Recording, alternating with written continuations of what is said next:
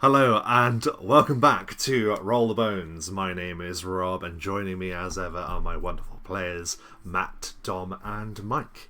And I shall ask them the immortal question, carved within the omens and written in the stars: what happened previously on Nights of the Apocalypse?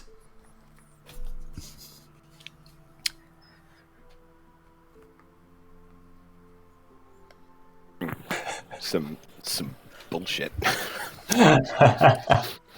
Some bullshit went down.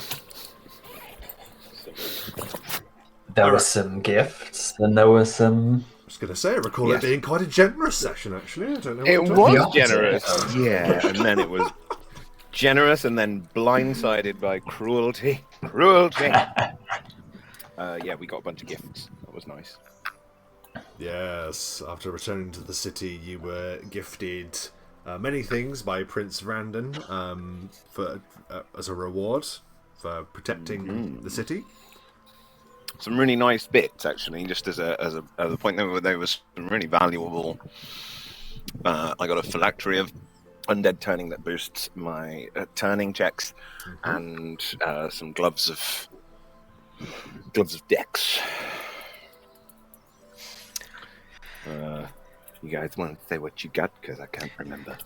I also got some gloves of dex and a periapt of wisdom. And yes, an anklet of translocation. And I think the prince must have been whatever the official term for a glover is, because I got gloves of eldritch admixture. Yes. And I also got a mysterious ring with 1 jewel and 4 gaps for jewels, which I'm yet to properly take a look at, but I will. And if there's one thing we appreciate, it's a mysterious ring. We do love one of those.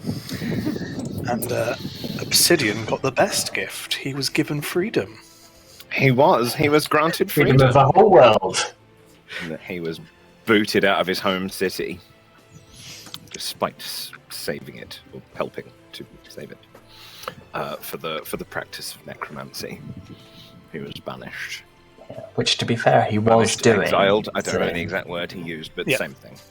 Yeah, you're exiled from the city, and while you have been bidden to complete your remaining duties, attending the funeral, and you can complete your affairs, but yes, you have been politely shown the gates to the wide world. On the way out, you witness the long-awaited arrival of the guests of the funeral beginning to arrive from the many different corners of Main Realm. Do you remember roughly who you saw? Of the dwarven ilk, we Prince. saw the prince, Droskor's son, although his name escapes me. Easy way to remember it: Kor from the end of Droskor, and Bro from the beginning of Brogar. Korbro. Right, Corbett. In honor of his granddad as well. But yes, the prince of the dwarves arrived. Prince, son of the king, which is obviously what a prince is. Spotted Swiftstone. Do you remember what occurred there? He went all thunderous. He didn't like Swiftstone. I think there's more to that story, personally. Well, I think there was a little bit of Lion King 2 going on. I mean, I think you might have to explain that reference. Not to me, doesn't it? I get it. I'll tell you later, This guy. Okay. Right. But I'm not so much on the sequels. That's very funny. He didn't like him. It was to do with his family, wasn't it? That his family essentially were known to be betrayers of the crown. They were Silver Axes. Yeah, for one, Silver Axes, which is a name I actually do remember being bandied around from back in the day. I do remember that being part of your story as Droskor. Like so. One of them certainly. They actually brutally attempted to betray Droskor and tried to effectively prevent his rulership, and was sort of like dragging their heels when the Undercroft vitally needed to draw up their forces against Zorfintal and the Great Game. But that is another story for another time. So that's, you saw the prince, and you learned that there is some bad blood between him and Swiftstone, a Silver Axe. What was Swiftstone's real name? Shrizar. Star. And thanks for joining us in the chat, Ollie. Nice to see you. Shrizar. I'll put it in the chat again. It was. I realised it's one of those things where I've given a character an accent and then realised that Shrizar. It's really hard to say in his voice. Shrizar. Shrizar.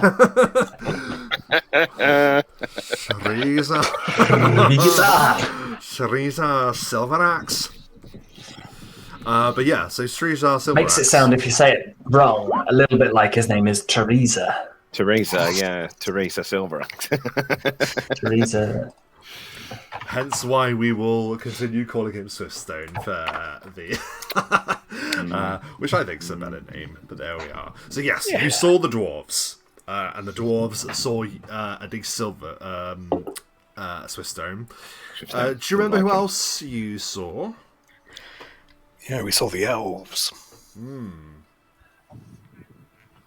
Which, Silastra had scoped out the Tower of Elvenkind earlier that day, and he caught glimmer of Idrun, but also their leader, Ectus.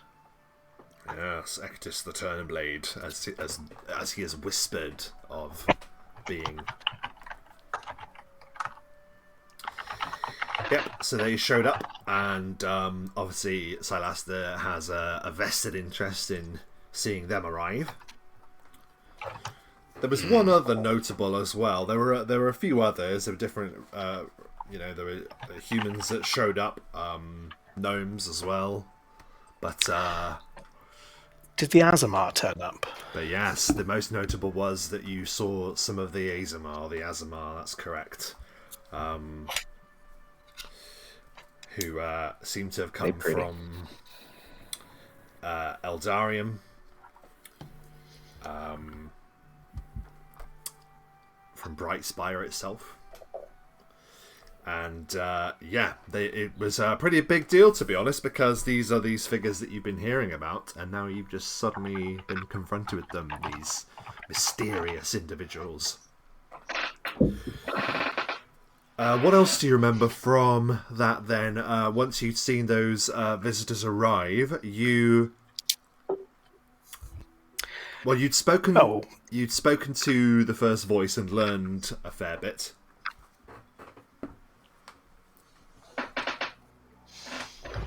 Oh yeah, we did. Well, we learned that he'd encountered in person Redhaven. And he gave us an idea of what the brain blank.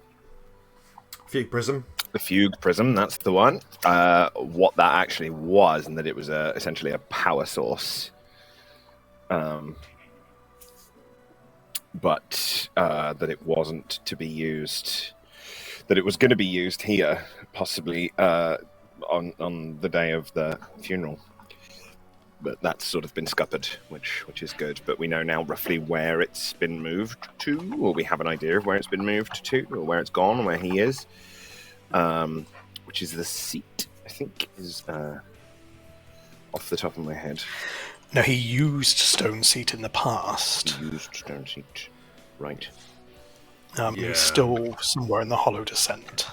The Hollow Descent, that's the one. Yeah. I got the two confused. So he's somewhere in the Hollow Descent. He did make the first voice of Apophis had said that Derek had first introduced himself as the Lord of Stone Seat, which now he realizes is mad, because now I asked you all to do a check, and I believe actually Obsidian, you got it because it's your home realm. Stone Seat. Well, what do you remember about Stone Seat? I don't want to put words in your mouth, but you did a check on it. Yeah, I can't remember now. That's okay. I'm just checking if you did.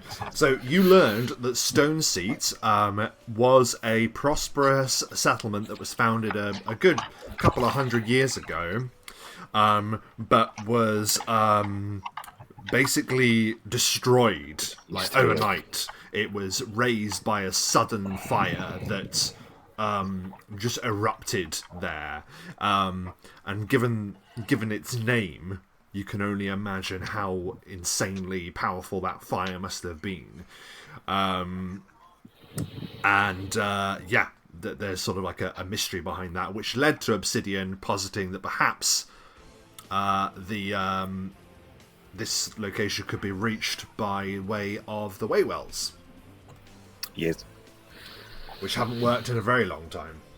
Yes, they hadn't worked in a very long time, but Obsidian sort of questioned whether that was maybe to do with safety, or whether just because the right people hadn't been looking into it, and it would be impossible for us to actually get there in the amount of time it's going to take him to sort of activate the Fugue Prism if we just go by normal means. So it's really the only chance we have to make an attempt to reach him before that goes off. That's right. You learned one other thing about the use of the Fugue Prism before we moved on. It's okay if you don't remember, but I will remind you because it was fairly critical information. Apophis also let you guys know that the Fugue Prism was, yes, a power source, and whatever Derek is intending to do with it, it has to do with his research into engineering omens to occur rather than waiting for them. Yes. So there's that as well. And you know that by the ending of this month, by the 31st day of reaping, that will become possible for him to do. Mm-hmm. Yes, I do remember that now. The omens to occur. Which, as we understand it, are pretty catastrophic, pretty bad. We don't want that. So our plan, Arcane's area was going to look into the Waywells, get the best people on it, and attempt to see if they could get one up and running, even if it's just for a one-way trip, to shoot us in that direction. And then we were to do our own thing for a little bit. Whilst that was happening, we had some stuff to look into. One of which being the book that was on our person. So we said that was obviously important to Red Haven. Very important. He really wanted that book. That was Apophis. Was it Apophis? It was Apophis that told us that, I'm sure. Yeah, one of the things. He really covets that book. He wants it back. Yeah. So that was a kick in that direction. To sort of have a look into that again. And you literally did that. You literally looked into it again, and were transported once again to the written world, a world composed entirely of letters that form the fabric of the world. I forgot to explain that last time as we re-entered that place. But there, waiting for you, exactly where it had been the last time, was the towering gargantuan flesh golem with this odd metallic antenna out of its back. And you did battle.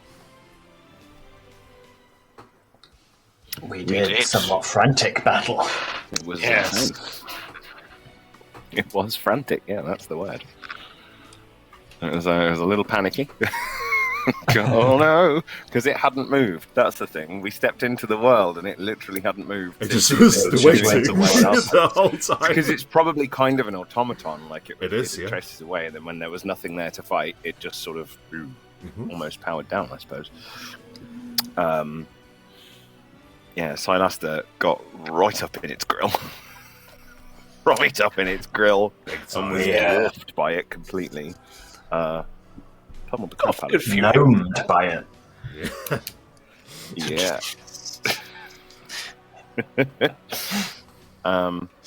Ansel realised that what his moves against it weren't doing what he had hoped, so began exploring the rest of the room, the towers at the back, and Well, he did blast the antenna, causing it to be slowed. he did. He did slow it down. I think that was actually probably a bit of a saving grace for the whole combat. It limited it to single actions only, essentially.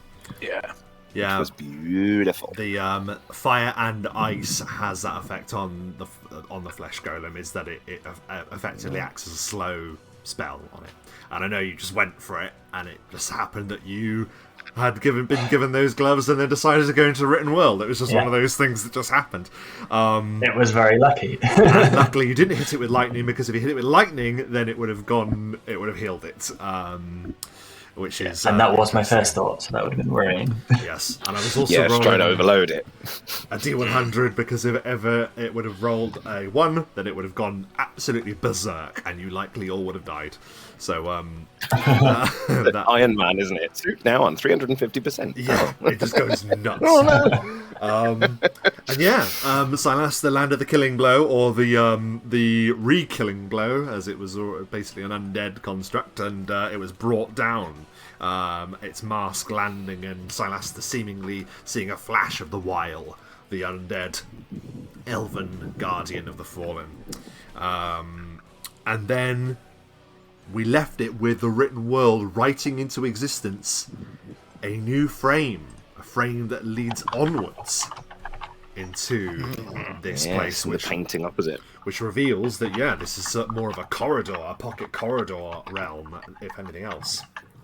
Before we get there, there's a few things that we're going to announce. I say announce, just discuss very, very briefly. If you're watching us live on Twitch, we really appreciate it, as usual. But now there is actually a way that you can kind of become involved in the story. I am told that there is a button on the chat that you can select that will bring up our viewer rewards. Now, these viewer rewards are accessed. There you go. If you look at Matt's pointing on his phone there, that's exactly where you go. Okay. Oh, so sorry. I just glimpsed. You're Matt now. It's fine. They're interchangeable. Whoever you are. No, That is how long I've known you. But yeah, you can definitely check out our new channel rewards.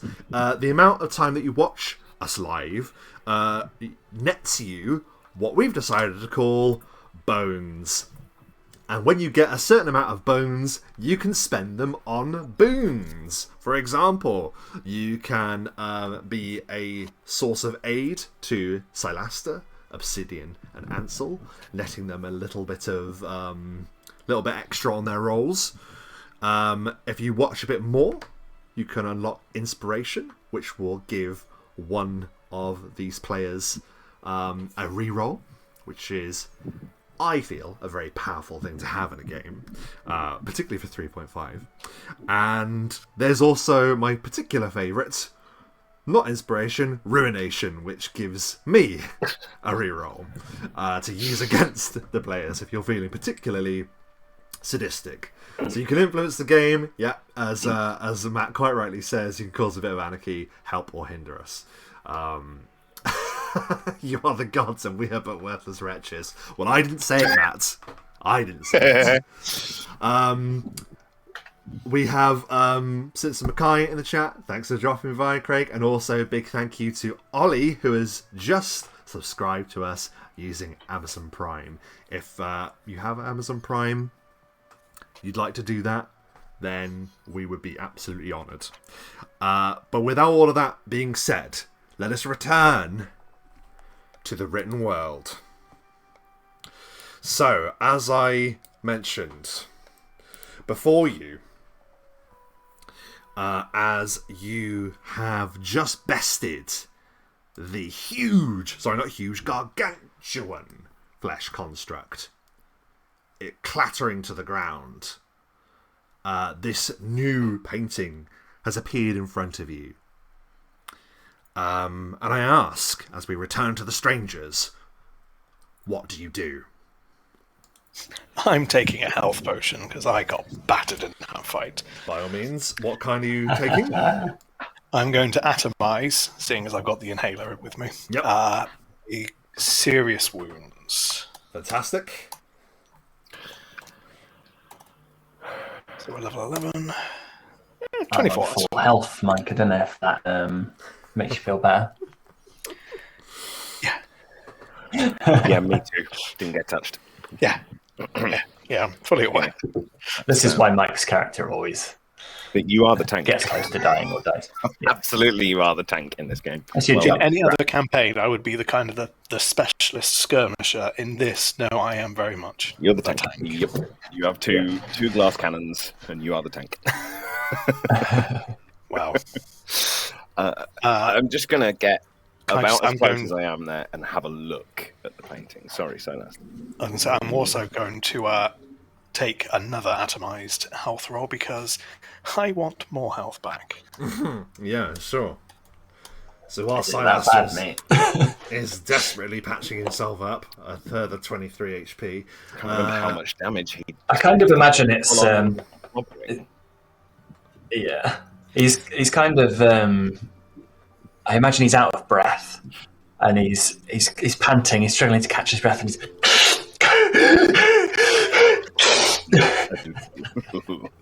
it's just an inhaler.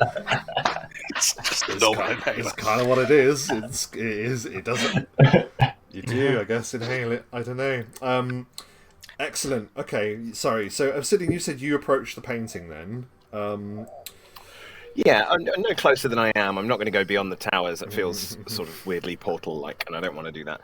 But I want to have a look from here and sort of just inspect the paintings, just take it in, see what's on it, and look for details. Get an idea of where we might be going if we go through what I think is probably some sort of doorway. Yeah.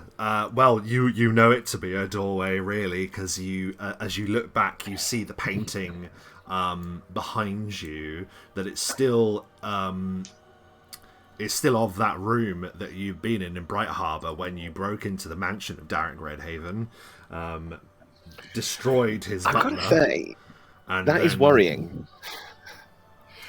Because if we've gone through and it's brought us here, is it gonna, when we go back, gonna dump us back in that room? Because that's what we can see. Well, we found Like, it's another like way a out, didn't we?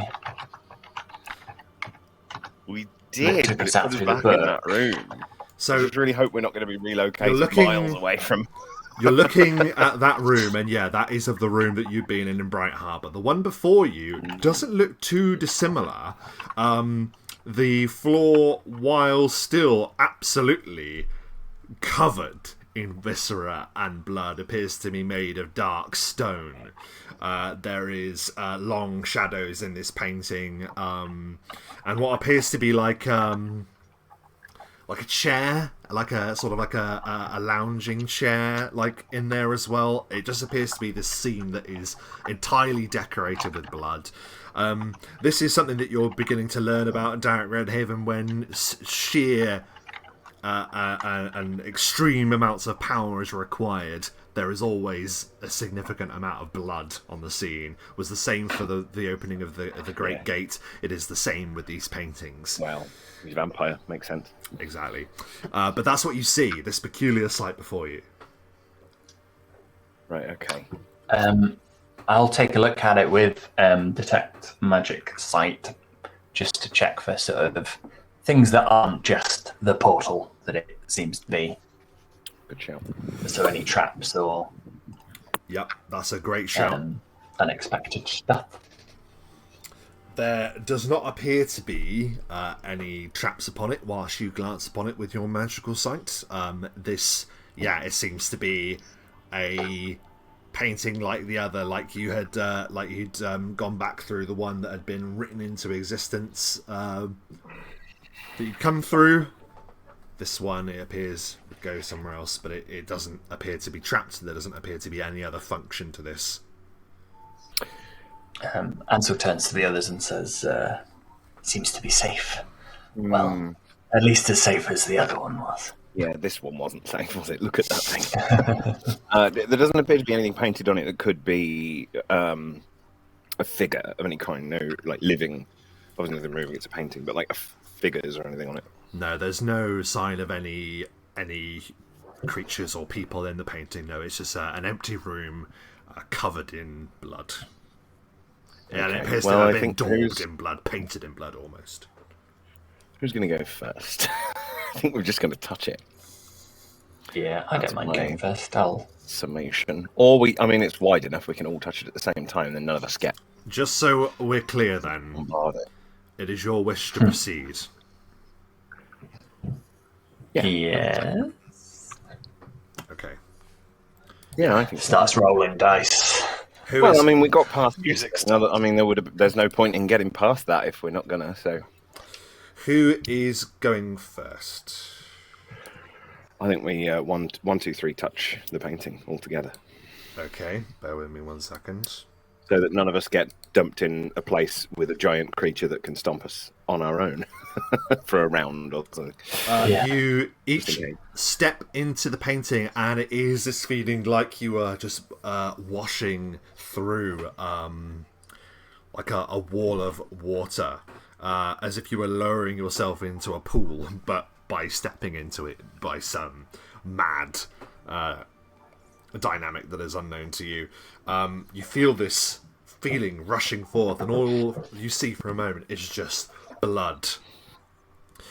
You feel something deep within the pits of your stomach. You know that something magical is occurring as you do this. Ansel, this planar power, this conjuration spell activates, and you know well that this is some kind of transportation.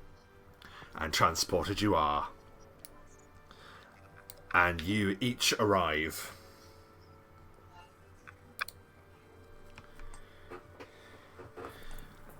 We're backwards.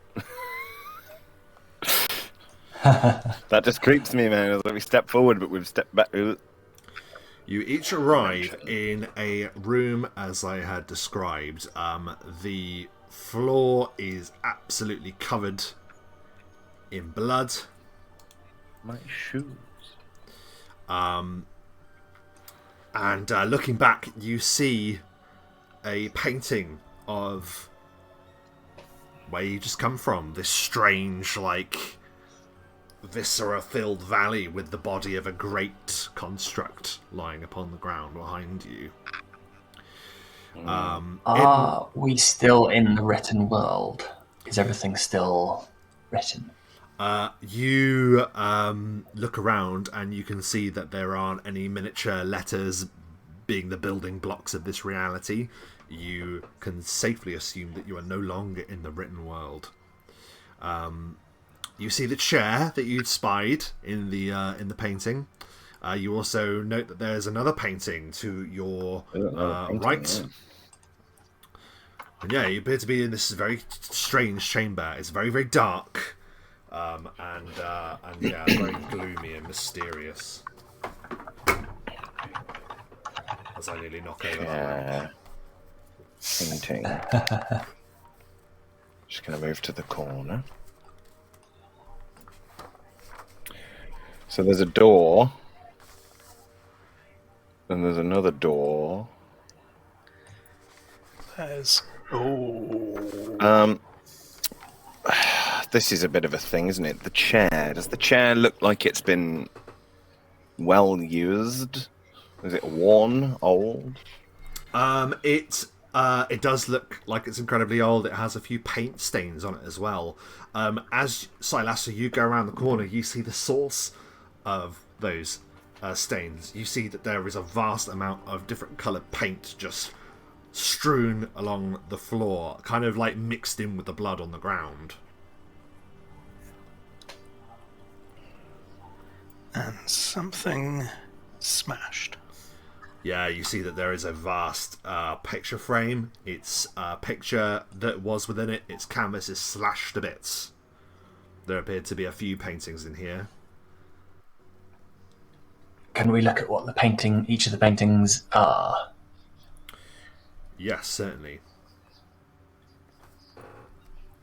So the one next to the one where you came out of, so the one when you're looking at the far left of the screen, is of a library of some kind. It appears to have row upon row upon row of vast bookshelves, and there appears to be an odd pearlescent light. This picture looks much more favourable and pleasant in comparison to the blood-strewn ones that you're used to. The one there appears to be of a very, very dark chamber. In that, basically, just like a black painting, there appears to be like a great circle, flanked with two crescent white shapes on either side of it. It's quite a surreal painting. You can't really... It looks like a chamber of some kind, but it doesn't... You can't really tell, like, that's a library, that's a... I don't know, like a pub or a tavern. Like, you can't really tell what the location is in that one. So Ansel has seen a vision of the Hollow Descent using the looking glass. Yes. Does it look like that? It very much evokes that imagery, that's right, yes. Yes, it does. Interesting. Ansel will relay that to the others.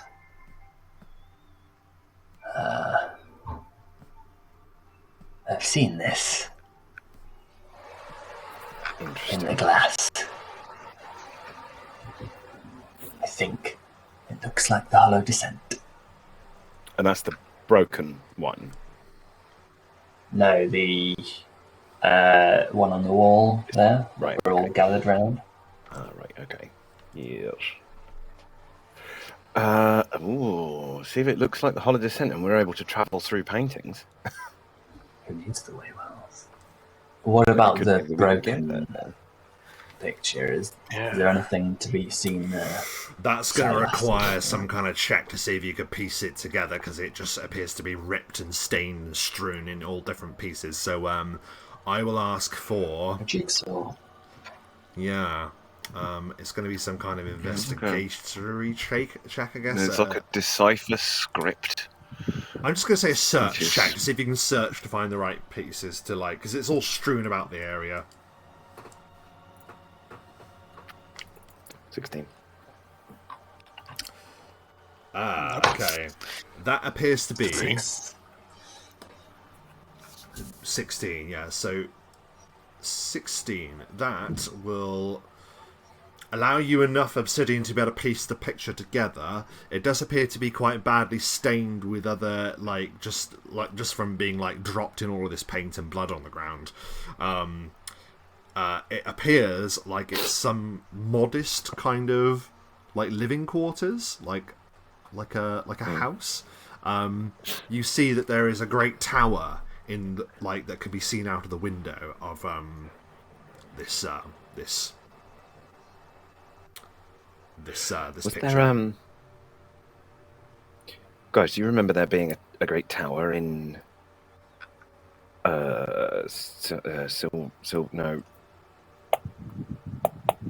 where Red Haven's house was? I'm sorry, I can't remember the name of it. Bright Harbour, that's the one, sorry. Bright Harbour. So we went to his house, didn't we? And it was sort of a humble dwelling. But then no, because that's actually where the other painting led. That's actually where the bloody room was in the other painting. Yeah. But that might be it, but no, that's unlikely. I'm trying to think of where... We haven't seen anywhere that's got a great tower, have we? Apart from the elven kind here. Well, do you want to give that a history check, please? Silaster, you can add your level if you would prefer. Actually, Obsidian, you can as well. I'll take it. Okay, well, thank God, because that makes that 14. 22. 22, Silaster, you're looking through the window. That is clearly the Tower of Elvenkind, visible as part of the Castle Valdinor from some lowly dwelling within the city. So you know that to be some dwelling in Valdinor that you're looking at. That was just a guess for Obsidian, because he was just trying to figure out, because he wasn't with you when you went to the Tower of Elvenkind either. He just knew that there was one, because he lives in that city. Yeah. That is the Tower of Elvenkind. Okay. What a random... It feels strangely random, doesn't it, these paintings? It must be something connects them. So there, I mean, difficult to say. Ansel, your vision is always on, so I'm happy to tell you this. You're looking at the other paintings, save for the one that you've come from. That appears to be the only one that appears to be magically active in any way. The other one on the ground that's broken also seemingly has got traces of magic on it. But, yeah. That's important information. I'll pass that on to the others. These two are not active. No magic. The broken one was once.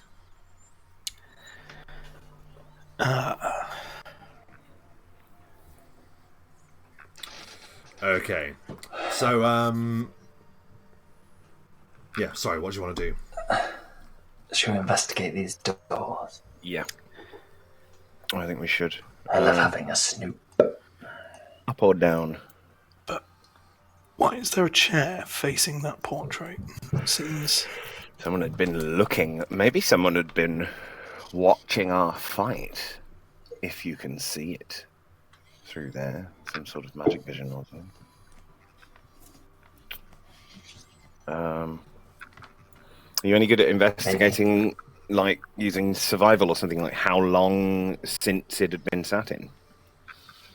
How warm is the seat? Yeah, like... Give it a sniff. How Give the fresh cushion a is such sniff. depression? You can give me a survival check if you have it to see if you can tell anything about if there's any tracks or. Wow, 30. We've all got it. So Well, I mean, There's not really any point in us rolling. No, I rolled before I'd seen that Silaster got that 20. Beautiful. Silaster gets down and sniffs the seat. just tastes it. Okay. So Silaster, out of the Tastes corner like of your paint. eye, you're looking at the seat, but you then look to the two doorways, and between them there appears to be a set of footprints, singular set of footprints. That appear to be... It appears to have introduced a new mixture into the blood and the paint. It looks like filth, mud, some kind of slime that's like been traipsed in all footsteps, crossing from the southern doorway to the northern doorway, and back as well. But nothing from the chair. It was a critical, yeah, oh my god, or a 20 on the die, rather. You can see that there had been someone that had been sat in that chair, but there doesn't appear to be... It appears to be an entirely different set of footprints that that aren't covered in mud in any way.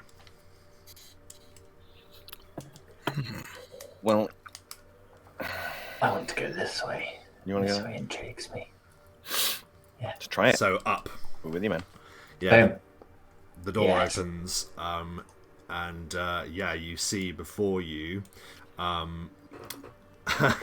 a stairwell. There is... I'm not sure if you can see, actually. I think... Let me just double check. Yeah, there's a set of stairs, and it appears to be entirely surrounded by, like a foot deep level of slime and, like soil and roots.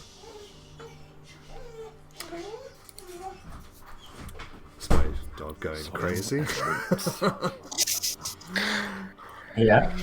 Dog's not very happy. And No, he wanted to upset be by the dog, outside. so- There we go. Yeah, and you can see that there's a door there opposite. I wasn't sure if you could see that. There's a dog in here. And there's a dog in Is here. it worth? Apologies. My dog's also going crazy. Is it worth just seeing what's behind the other door and making a decision when we know? And Saul has zoned out. I have just lost. Tell you what, Obsidian, whilst Ansel is zoning out in the slime, I'm going to open this door and see what's behind here. Let's have a look. Oh my god, it's more slime. There's more slime. Just going to stand behind you so I get that view. So, Like a corridor of slime. It hasn't actually loaded for me what you've opened there. That's really odd. Oh, you went because you went down. Apologies. Sorry. Yeah. So yeah, you see that there is a very long corridor. That sort of just gets darker and darker as you look down there. A very slimy passage. But there's with roots and stuff. Slimy, but there's roots and vines. Yeah, as if that is all grown down by the looks. Yeah. Wow. Okay. Does it look like there's stuff maybe dripping from above, from the ceiling? Like maybe we're underneath some sort of source for this? I mean, it's certainly, it looks like that everything has moved down in this way. Certainly. Yeah. Okay. I mean, I'm really not much for. You see us, Dom. Dom's still loading for me, but it usually does one after the other, so we'll see. There he is. We've got him. I mean, I don't really want to step in it unless. I'm just wondering if there's a way we can see if it tell if it's toxic or.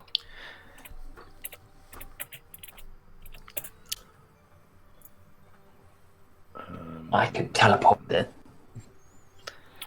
I can just go straight past, sort of blindly jump past the door. You could, but I wouldn't say that's a good idea. You've broken up for me. Yeah, Dom. Probably not. Much one for me. Mainly. Oh dear. He's stuck like that for me. Yeah, he was still talking for me for a moment there, but he's refreshing again. There we go, and he's back. Usually takes a second. And there's another door. Yeah, I don't have him. Oh dear. Unfortunately.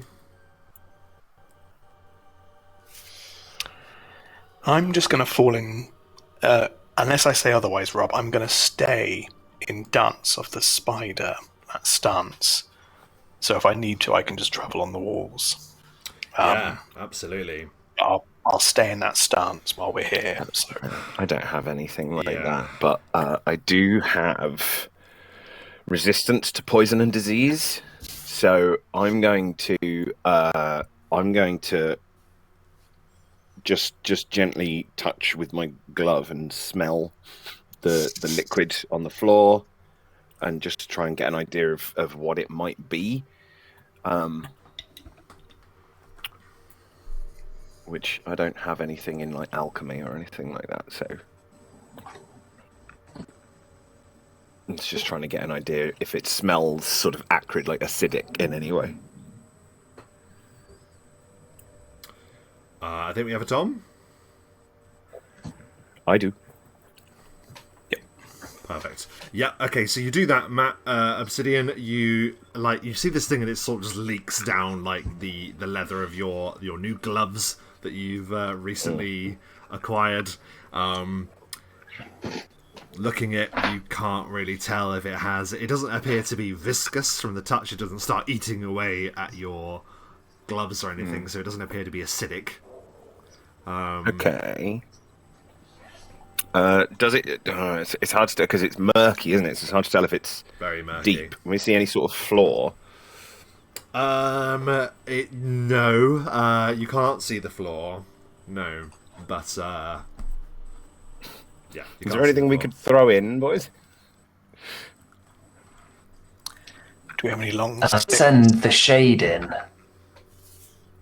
Because although he is a inanimate, no, he's animate actually. Although he's in, what's the word?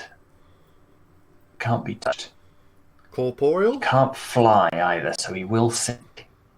Yes, he's incorporeal, so potentially he will sink if it's but then he's sinking. going to struggle to get back out, isn't he? He can climb. He travels further than 100 feet from me, he'll reappear. Mhm. Shall I? I'll try that. You can put him in. Absolutely.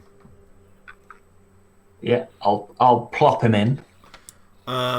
So if it is as you say, and he actually has like a form, then you'll note that the shade sort of wades into the murkiness of this thing, and it appears to be up to his knees in like grime. Okay.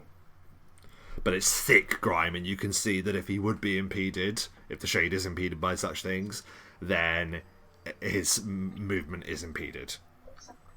Mm.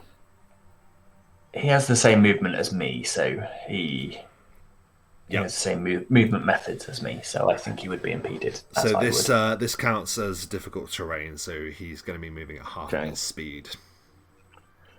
Well, now that we know it's not so deep that you can't, go for it, I'm just going to jump in. So we're going to check this door.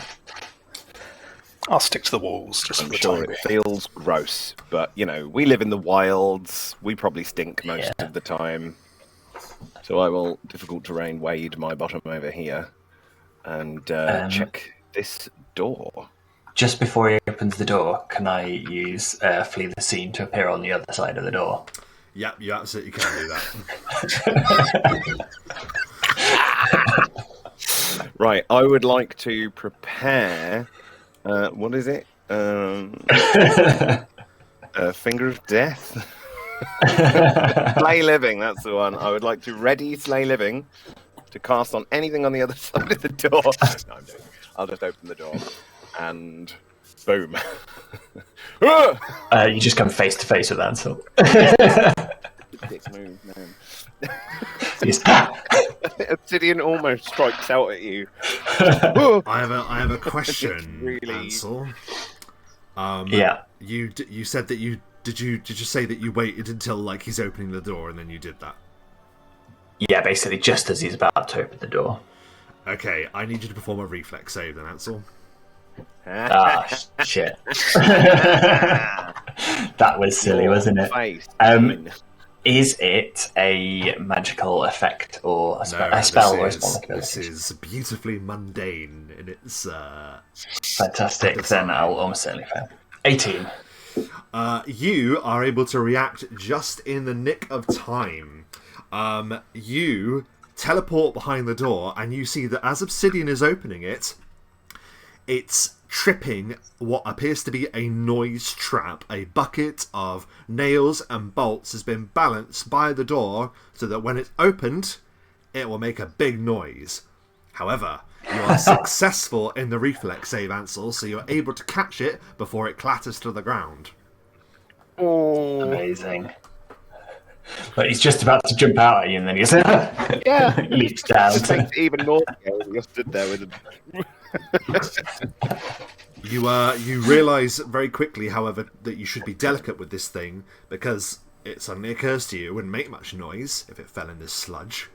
But then looking into it with your magical sight, have to keep remembering your magical sight would just show you this without a check. You see that there is a weirdly shaped kind of rock of bright yellow. What? There is a thunderstone that lies in amidst the little rocks and nails and bolts. So had that fallen, it would have just gone boom, regardless of it landing in sludge. And maybe deafened us. But instead, I take that thunderstone out. Yeah, you now have a thunderstone. Oh. You can find that in the in SRD. I'll give that to Silas, I think, because you're handy bit of kit for distraction. probably might find it useful for you sneaking. I'll put Thunderstone. If you want, otherwise. This carries on. Thanks. It feels almost sewer-like, doesn't it? These grates, what Does it look like it's hollow on the other side of the grates? Like, the grates appear to be matted with what you can only guess is like dozens and dozens of years of roots and grime and stuff. They come up out of the sludge by like 5 to 7 feet maybe. right. But they're so matted and sludge that like they've only got like pinprick holes in it. Like you can see that it's no longer functioning in whatever way it was meant to be. That. Yeah, it's just Making me think of like midsummer, really rancid lake pond scum. exactly. You know, with that horrible smell that just is really thick on the surface. Yeah, it's just The like whole thing is like that. a overarching like smell of like rotting, just like decay roots. Right. Before we go any further, can I go back into this room and close this door Yes. and leave Cry in here as early warnings? Yeah, so you're going to put the bucket If back something there, comes are through you? that door. I'm going to leave my familiar in the previous room. Oh, okay, so Cry will remain there then, yeah? So if somebody comes, if somebody comes through, he can give me an empathic shout, as it were. Okay, noted. Have Yeah. a little panic. So, Yeah, he'll panic. Said we can. okay. So yeah, this corridor, you are moving at half speed as you trudge along. There appears to be a turning point. Again, another grate in exactly the same condition as the other one, only like pinpricks of holes like that big. I say pinpricks. Well, I'm going to summon a spectral hand. So I've realised it lasts for 11 minutes, and if I do it now, it's going to save a round of combat summoning it. Don't worry about placing it on necessarily unless we do get into combat, and then obviously necessary. Just so you know that it's literally like there's a spectral hand, and it's just sort of sat like Thing from the Addams Family, just on Like the thing. Not fuck now. Ansel isn't walking, he's just going to tell him. He's just going to jump. And Silaster is just sticking to the walls. Okay, good to know. I am getting the spectral hand because it just saves me doing it later. Can you make it really small so it can fit on his shoulder? No, I could, but I'm not going to.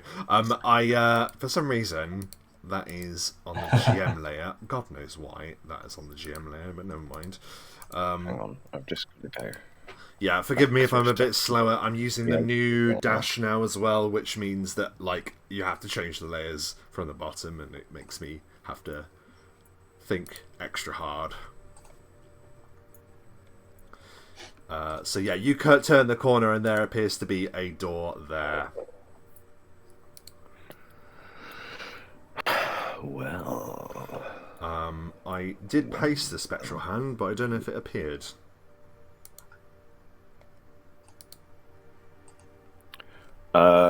it's very dependent on where you put it, because Directly in front of you. parts of the map are limited on view for me. I don't see it over here at the moment. Okay, let's try that again then. Roll 20. It's going to leave me stood exactly where I am. Doing its thing. Let's try that again. Paste. There he is. Please check if you have control of him. I'm feeling control. I do.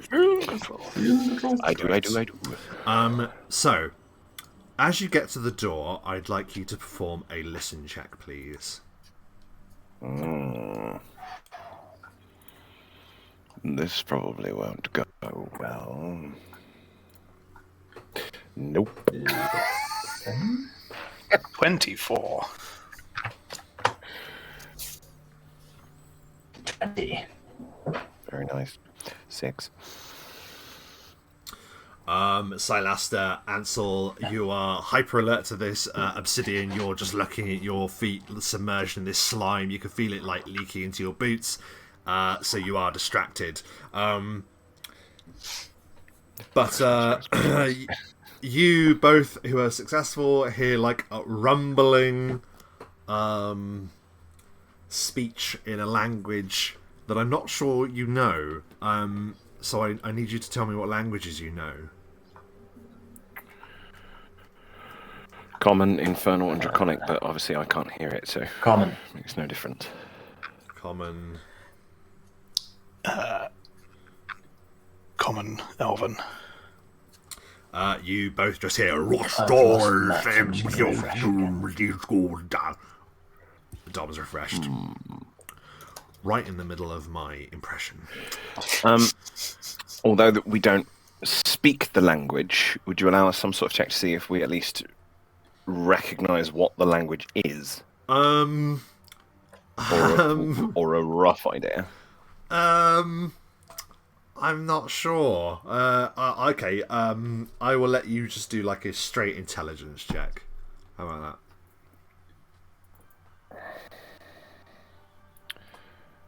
Just in case. Nope. Nope. Hey man, it's always worth a go, you know. If I hear Spanish, I can't speak it, but I recognise that it's Spanish. So it's I appreciate that, yes, but there's obviously not in this case because we suck. But there's also like knowing the language of like different creatures as well, like which is another layer. Absolutely, I think it would probably be easier to understand Elven if you didn't speak it than it would be to understand like Oran. Or... Agreed. Yeah. You don't recognise the language, but it's a deep rumbling language, and it's something that isn't like unfamiliar. Like perhaps you might have heard it before in your life, but you can't quite like pitch it. But you hear the sounds of at least 3 voices. At one point, rumbling low and harsh laughter. At one point, Silaster, do you want to try and open the door? You want me to silently open the door a little crack and have a look and see if you can see what the hell that is. You can give me a move silently.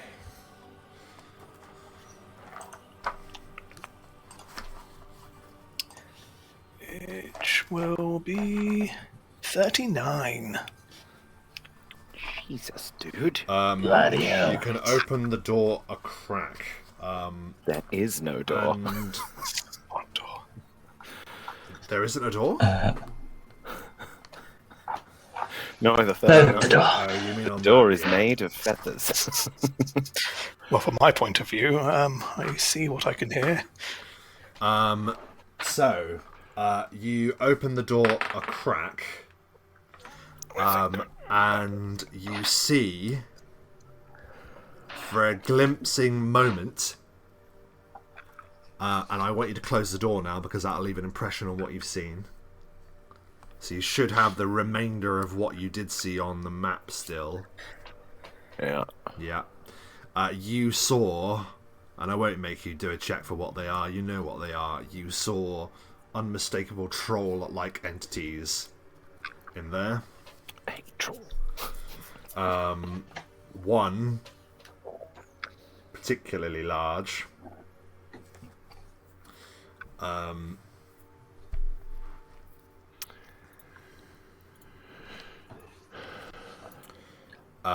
But yeah, you know that there's trolls in there, and an odd light appears to have like come out of the room when you open the door, just for a crack to see inside.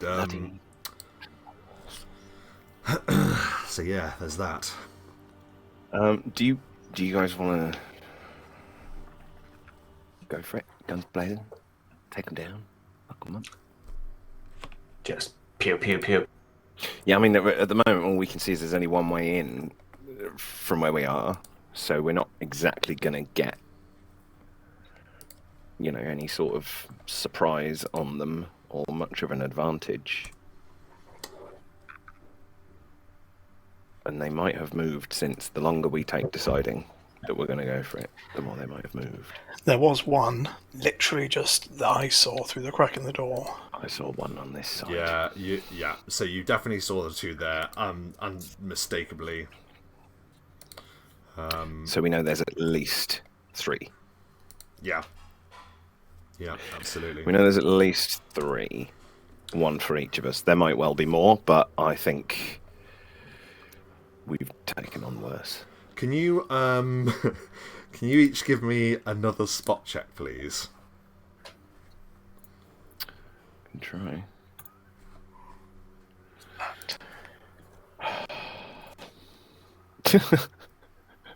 What the hell is going on?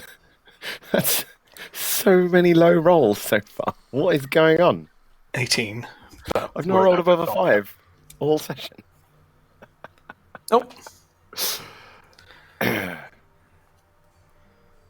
We got. Can everyone see Dom? No, He's having problems with his connection, I think it would seem. and he's dropped Some sort of and Ow. his things back. Bless him. There's his pretty face. I do not see his pretty I face, can- but it might be back shortly.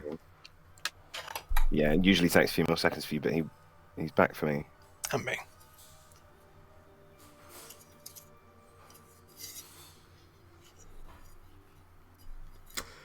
So what are those spot checks? Let's see. So Obsidian was at 1. That was a 2. 2 overall. 18. And I wasn't sure what was Obsidian happening, does- so I Obsidian just rolled forget. initiative. He forgets that he did the check on the water and has an itchy eye and just scratches his eye and gets goo in his eye and is like, Ansel, just is blind. it was a spot check. So Yeah. Okay. Well, I think that should be a 14 then. Actually, I got my initiative wrong anyway. Yeah, 14. 14. Okay. Nothing is known to you, unfortunately. I think we should go for it. Let's do it. This could be our undoing. I am going to cast another spell upon myself, a level 5, because I really want to use it. Whoa. I'll tell you what it is, as and when, but it lasts for Is it Bane of Troll? 11. Yeah, it's murder the trolls. That's the name of the spell. Trolls automatically lose. Yeah, all trolls within the vicinity fall down dead. No, but it's a nice little spell that I have upon myself now. It'll last for 11 minutes, or until it's used. Okay. Okay. What do you do? Are we busting in there? Yeah. Do we Slap just them. slam the door open as hard as we can? Make a scene? Well, I think that's probably an idea. You can teleport, right? So, like, can any of you teleport and get an immediate attack? If I open the door for you, can you?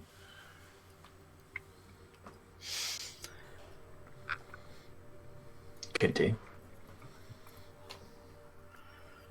I need you to all do It'd another be spot more check effective for me, side please. aspect. Slightly better, but still No, not good. 13. 12. 17. Ansel, because unfortunately Silester did roll high enough last time, but sadly he was around the corner, so had no way of seeing what has been slowly moving towards you. Ansel, you turn around and you see that having squeezed itself through the grate upon the far side of the corridor that you're standing in now is a mass of translucent material. Oh, God. Oh God, no!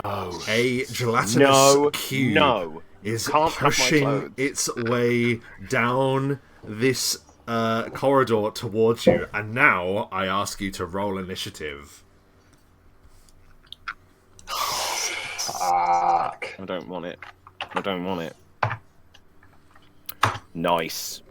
That's the best initiative I think I've ever rolled in this game. 21. Guys, this could be useful against the trolls.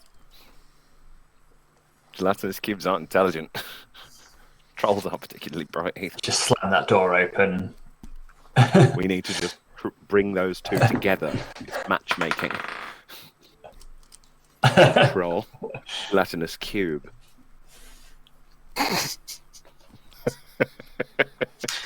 That's obviously the symbol for put him in the gelatinous cube. That's universal. Of course. Maybe 2 of them in the gelatinous cube? Yeah. Oh, Maybe even 3. new thing. Stop. People are watching this, Dom. We can't. It'll go places we don't. Is that purely because your wife came into the room there, Matt? She was in the room the whole time. She knows me. She knows what I'm like. Silas, you got I can't 18, even yes? be bothered to roll her eyes anymore. Yes. Okay, and Ansel, you got Obsidian got 14. Yes. Obsidian got a 21. That's literally the best initiative. I'm not even an exaggeration when I say this. It's the best initiative I've ever rolled in this game, in this campaign. Yeah, probably is. Initiative that just doesn't By go some well. margin, I for imagine. us, generally. Considering it's normally 2 or 3. It's normally not above 5. Mm-hmm. Though, what the hell I'm going to do against the gelatinous cube, I've got a clue. Feed it summons. That's about all I can do. Ooh.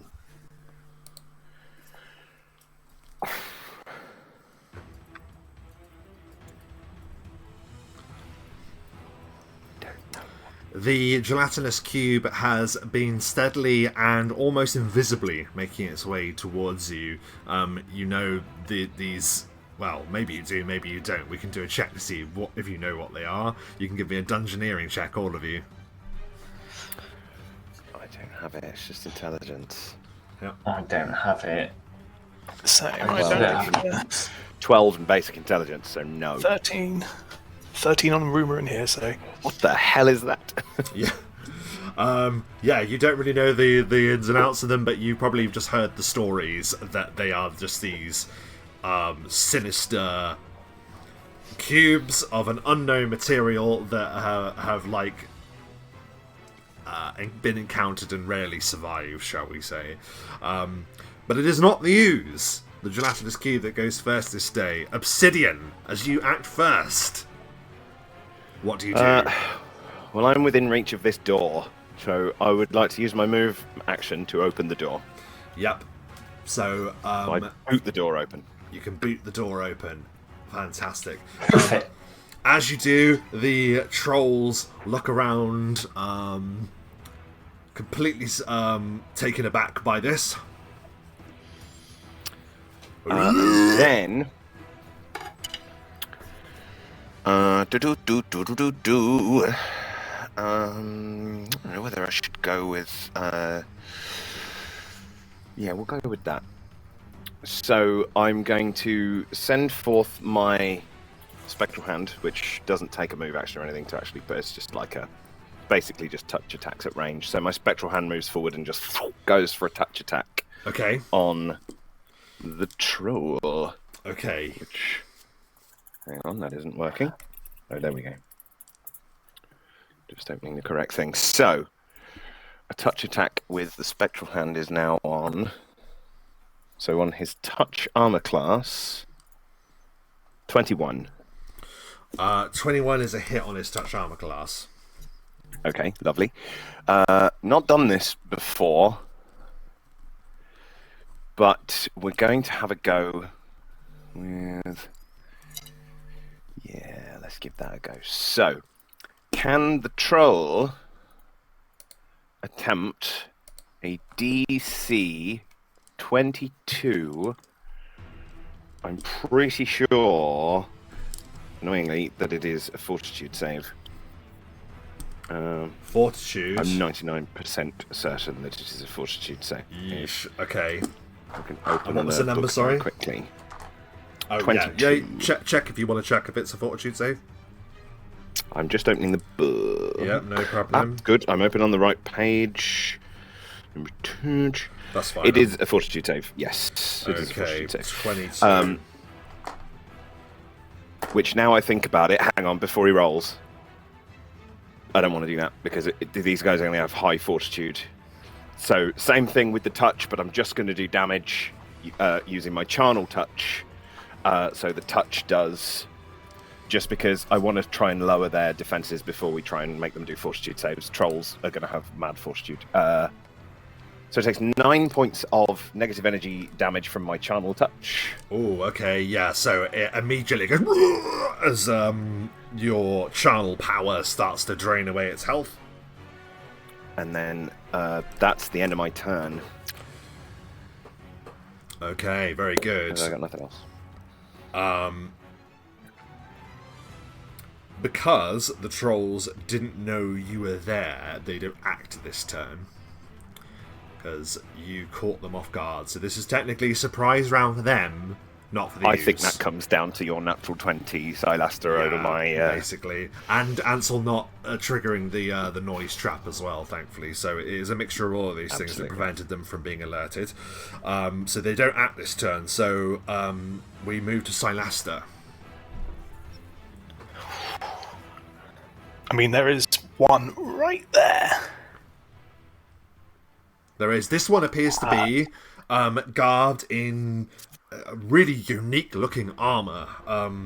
Doesn't appear to be like just its skin, like it has armor and weapons and javelins slung over its back. It kind of looks like it's a competent entity, shall we say.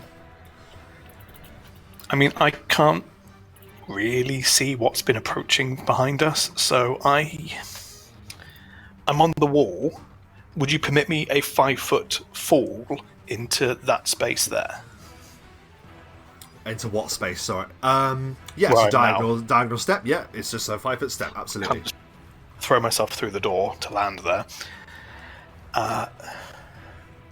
And then I'll open with a full attack.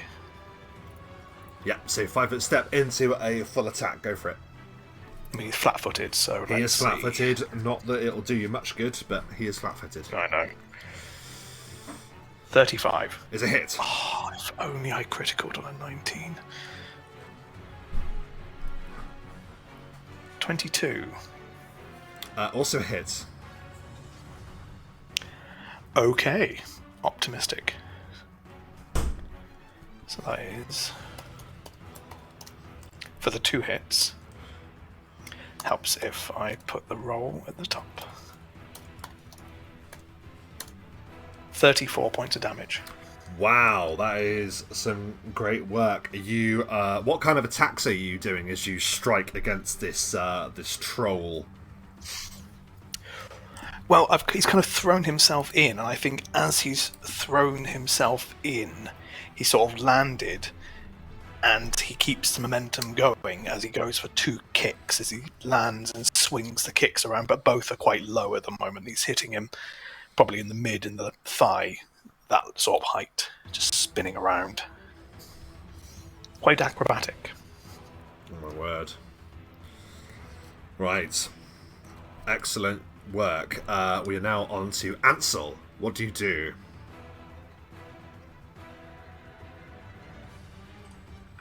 So seeing that we are in the situation we are in, Ansel is going to take a 5-foot step here, and he reaches out with incredibly long arms to touch Silaster and Obsidian on one side, and says, let's not get caught between these two foes, and I want to teleport 40 feet back into the original room you're in.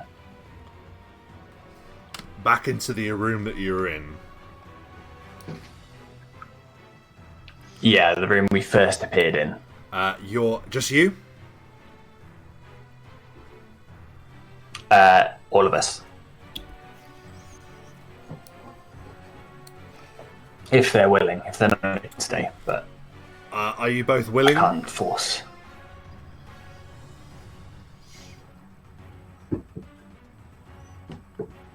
I'm asking, are you all mean, willing? I generally go with other people's decisions in combat. It's not necessarily what I would do, but I would go along with it, I think. I mean, I don't really know what he's doing, but I've had no reason to disbelieve Ansel so far. Yeah. It's so we're not sandwiched in between the two. It's not a super complicated maneuver. No. It's just people would worry that they're not going to run into the gelatinous cube and it's going to chase us. Well, they are, because we leave behind an image until my next round. That's pretty cool. There is a snap, and all of a sudden, you are in the room that you had arrived in, and you can hear like the muffled roars of the trolls in the distance. What do you do? So on my next round, I can teleport us back into that corridor behind the cube, if you want.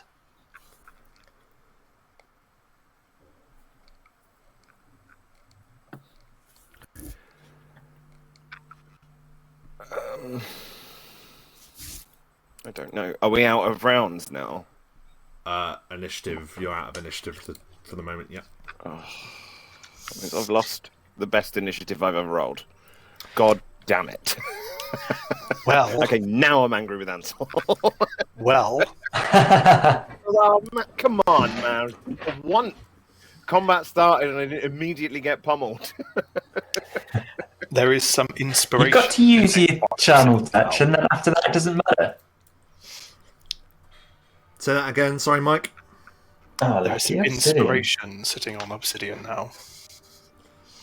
Oh my goodness me! So Ollie has redeemed inspiration for Obsidian, which means that until the end of this session, Obsidian, you can have a single reroll at any point you choose. Thanks very much. We'll make that very clear that all channel rewards must be used by the end of the session. They don't roll over, just to stop us from accumulating a bunch. I have 5 inspiration. Yes.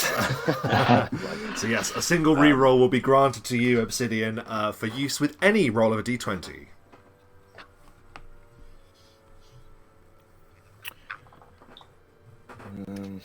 Well, I think So we should head want me back. to take it back into behind the thing, see what's happening? We can. I feel like if we go back that way, we're not going to be able to get to them past the gelatinous cube. I don't know how fast that can move, though. It might Well, just be hopefully full hand. the gelatinous cube will... Might have attacked them because it was coming towards us. And if it's come towards us and seen our images, it might have then moved through and gone for them. Let's go and have a look. Yeah. Let's go and check so it I out. guess about here. Or actually probably like right on the corner so we can sort of see. Don't know if you can see where I'm clicking. Yeah, so you file back round.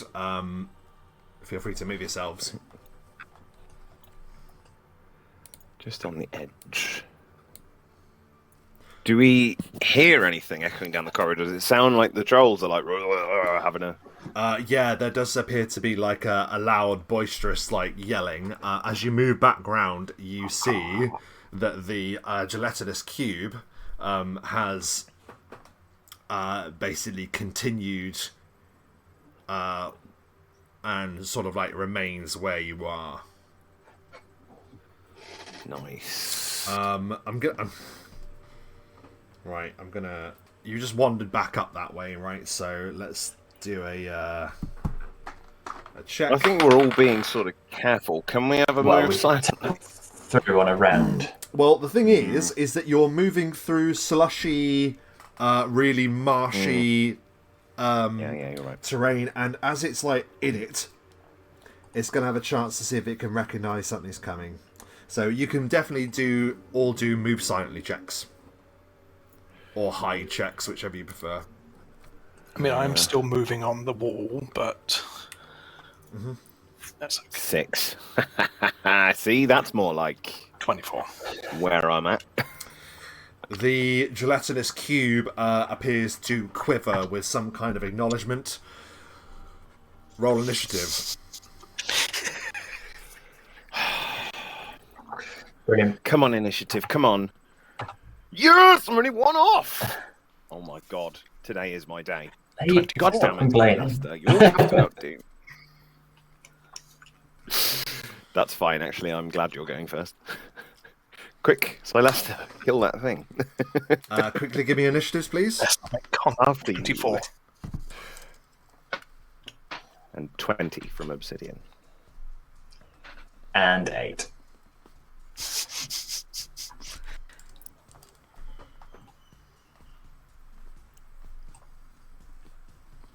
$20 from Obsidian. Yes. We can't get past it to get to the trolls, to lure it back again. I could summon something behind it to lure it back to the trolls.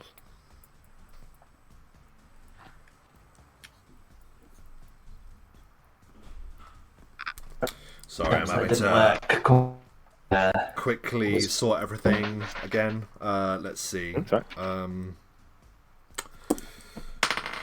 Oh dear.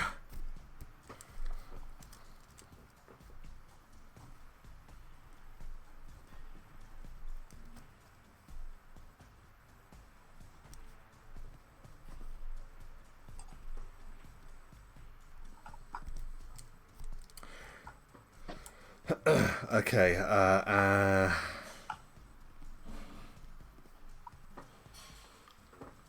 you got 8, didn't you, Ansel? Yeah. Okay. So the gelatinous cube seems to quiver in some kind of recognition.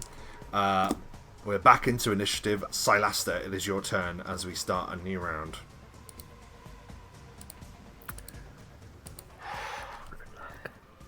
Well, I think Punch it. because I can only move at 20 feet when I'm on a wall, and I can't charge on a wall because that would be a weird bend, I am going to do a full round to re-choose my maneuvers. So that's all I'm doing. Just sorting my maneuvers out again. You sort of like poise yourself and prepare, reassessing your maneuvers. Excellent work. Obsidian, it is your turn. Oh man, I don't know. I don't know any of these things. He literally has no clue how to fight one of these. Like what it would be, whether it would be immune to anything. I think level is that? That's level 2, right? Yeah. So actually, it might be different for me. 1 second. No, it's level 3. Okay. I will point a finger and fire a ray at it. Okay. So this will be on its touch armor class. See if the ray hits, and then we'll see if it's effective. I'll tell you what it is. So fire a ray at it on its touch armor class. 27. It is a hit. Jesus. It is incredibly difficult to not hit its touch armor class, I would say. You are successful. The ray lands. So the question becomes, are gelatinous cubes, and I genuinely don't know, because although I've fought them a couple of times in games, I've never used one when running, so I have no clue, which I quite like. Does it have to roll any sort of fortitude save? It does. So this is a ray of exhaustion. Hang on. I should actually check ooze. Have a look to see if it is... I would imagine an ooze doesn't get exhausted. Well, I don't know. I mean, I don't know. It is a... Doesn't have organs, doesn't breathe. a thing. Yeah, but it still has... Like, you can make lots of things exhausted that don't have... It just says, rather unhelpfully, muscles. ooze traits on things. So, let's see. An ooze possesses the following traits. Well, I'm not going to say, because you didn't succeed on the dungeoneering check about it, so I will just have to look. Oh yeah, don't tell us. Just say if it's going to have to do it or not.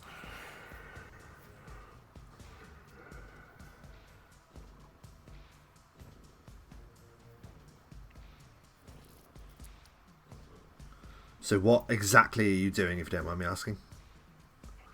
A ray of exhaustion. Right.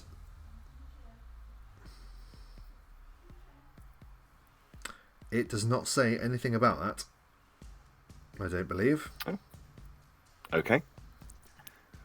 Might have got lucky and... It's immune to a lot of things, but apparently...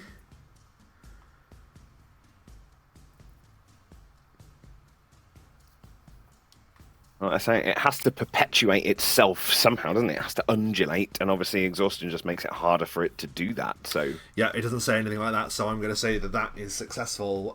Your ray of exhaustion lands. It still gets a save, though, so what save? It does, so it will need to do...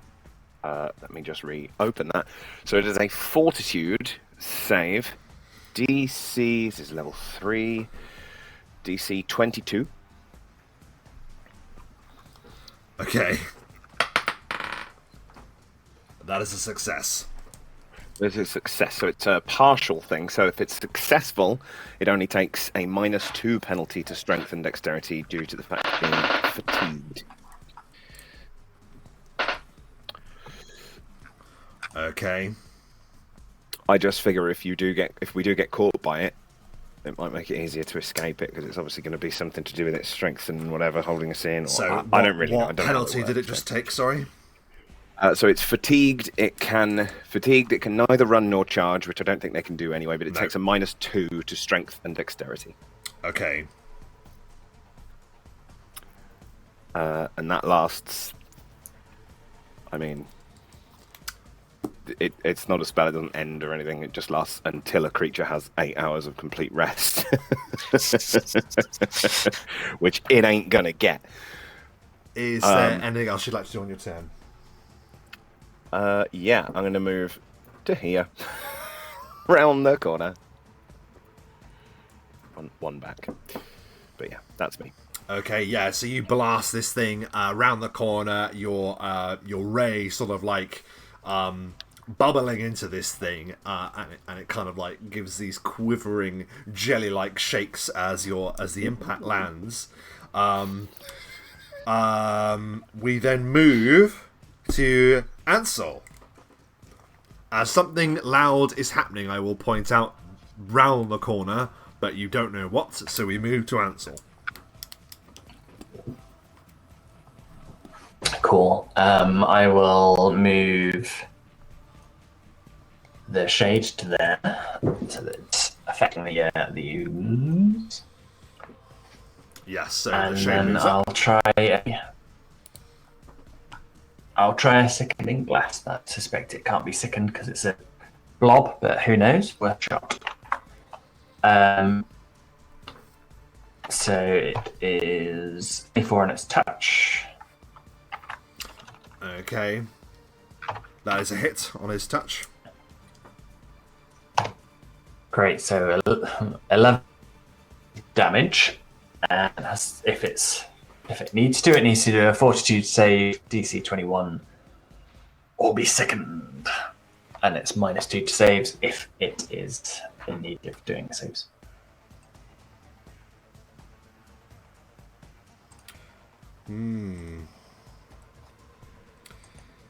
It is immune to that effect, but it will take the damage.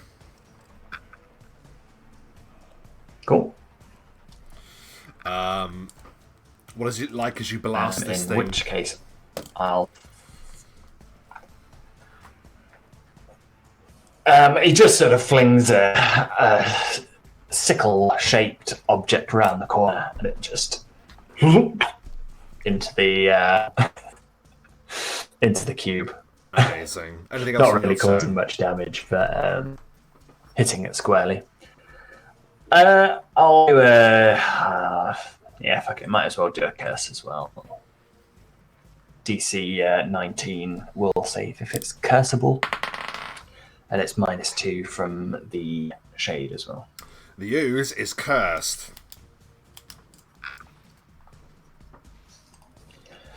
Excellent. So it's -2 to attacks. While the shade is there, it's also -4 to saves. Otherwise, it's -2 saves, -2 checks, and weapon damage and AC. Yes, mate. And then I will We're actually step pulling away. more off against it than I thought we would.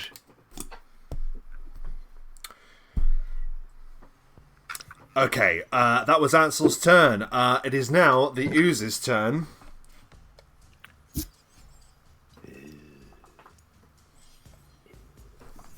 Let me just double check something. Ooze.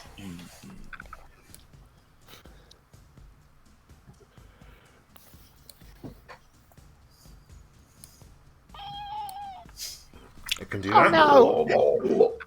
Oh no, Silaster. Let's see. Uh-oh. No, Silaster, no. You watch as this thing just creeps forward. What is your armor class?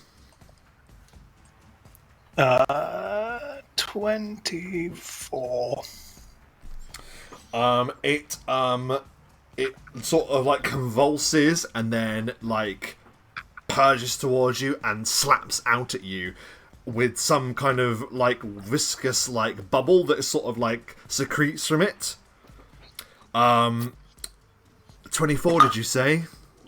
Mm-hmm. How do you evade the gelatinous cube as it goes to strike you? I mean, I am holding onto the wall at this point, so I imagine I kind of literally throw myself back and I sort of swing, like with my hand sort of finding like a shadow crevice, and I sort of pendulum back away from it. I love it. And as you do, you notice that this thing, 15 by 15, it kind of like fills the whole space like in front of you. It's just a wall of ooze now, and it's sort of like rolling towards you. It did its attack, it missed, which means we're back to the top of the round now. Silaster, as you dodge out of the way, what do you do now? As a single standard action, I'm going to attempt an insightful strike. Okay, yeah, by all means. I'm going to find the weak point in that. Perfect. Not finding the weak point, I'm just giving it the most kind of reverberating slap I can. It's like slapping the ooze. So insightful strike, it means 30. that they can be... That is a hit. Now, I recently uncovered, I believe, that if it's an insightful strike, if you're immune to critical hits or sneak attack, you are also immune to an insightful strike. Really? Mm-hmm. So you succeeded in a hit, but you don't get the insight to it. Because I do a concentration check, not a damage. Oh, then maybe that's a different insightful strike.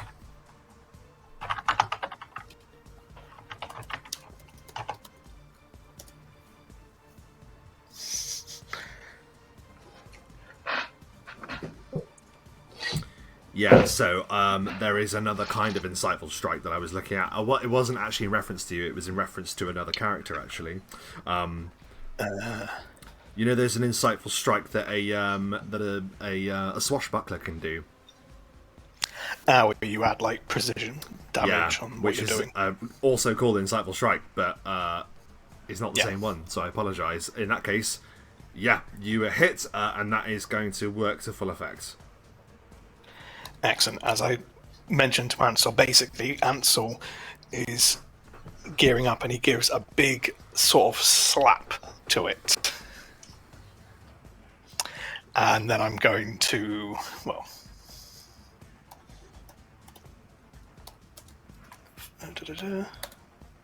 22 points of damage, and then I move away.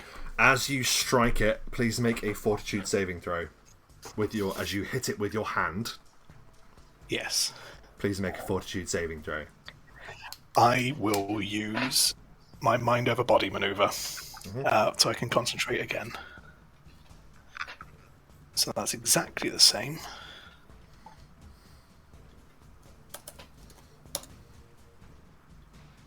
$35. You resist some power that's trying to invade your nervous system. And the damage was it?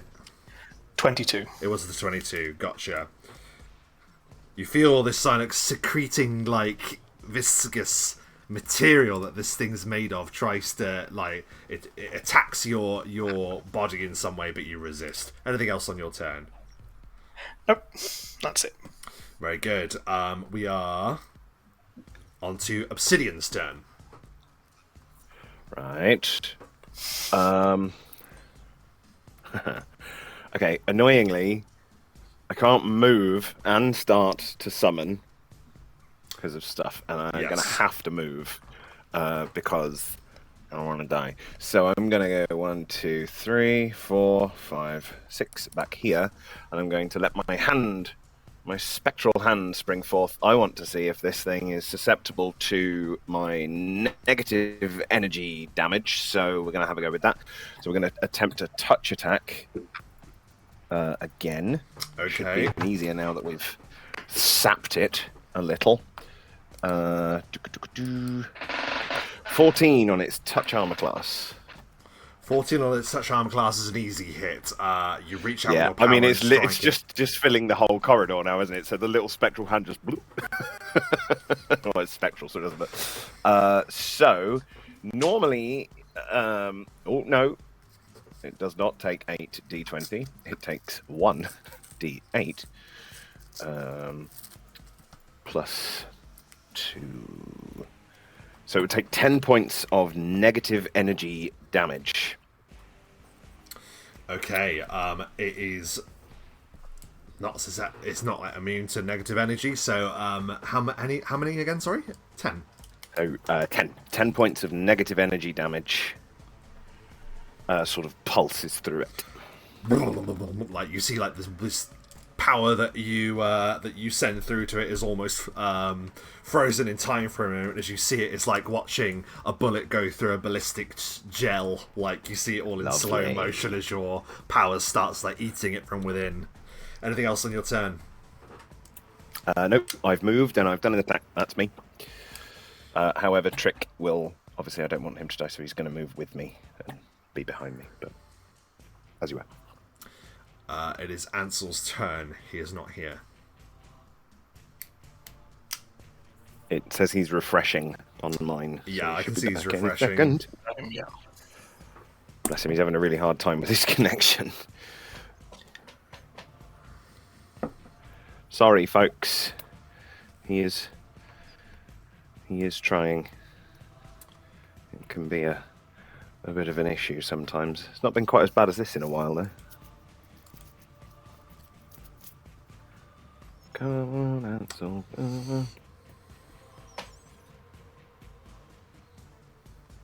Oh. He's back again. We will see. If not, then I might just say we'll take his turn for him and do him some Eldritch or something. Oh, there he is, pulling a face. Beautiful one. He has returned. And then immediately frozen again. Oh no. He's there. But he's muted. About that. It's your turn, Dom. Okay, I'll move away and move Always be shades. running. So doing it. Always be. And then I will send a Eldritch Blast towards the beastie. That's a bad.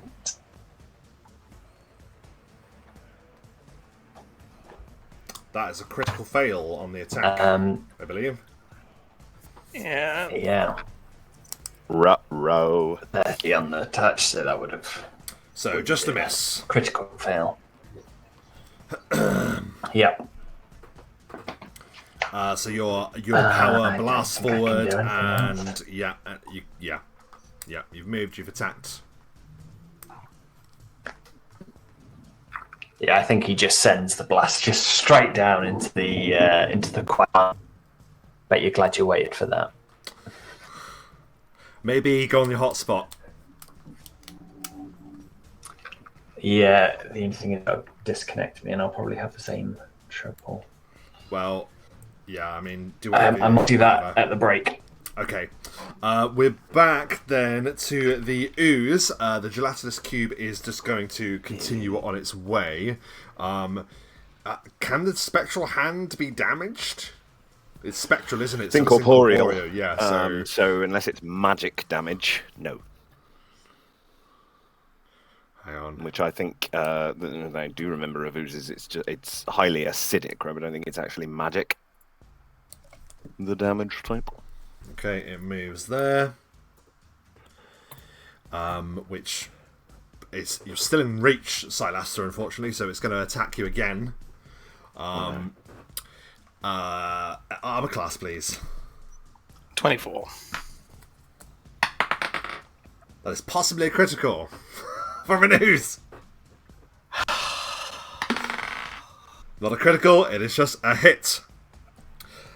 So, first of all, it's going to do...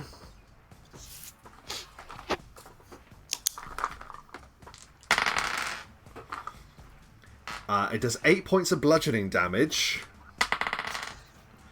and 5 points of acid damage. And I also need you to make a fortitude saving throw once again. Yeah, this is...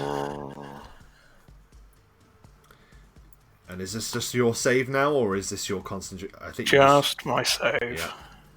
Come on, man, we got this. 23. 23. You feel like this invasive power is trying to shut your body down.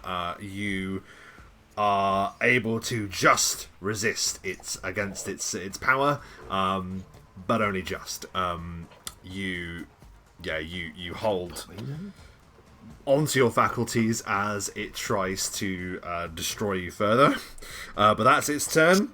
We're back to the top of the round. Silaster. So... yeah, I'm going to move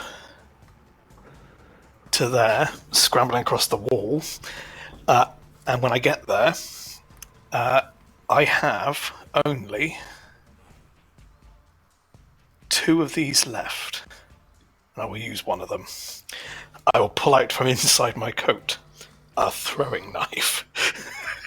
Okay.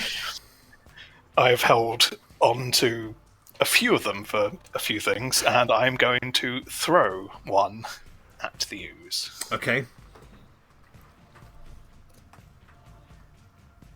20? 20 easily hits it, and it just slams into it. Roll your damage. I mean, I'm in a shadow hand stance, so I get to add my dex onto this. Believe it's got a Maximum 12 points of damage with a throwing knife. You'll be surprised to know that it doesn't do all of that to it. I don't believe. I gathered. Let me just double check though.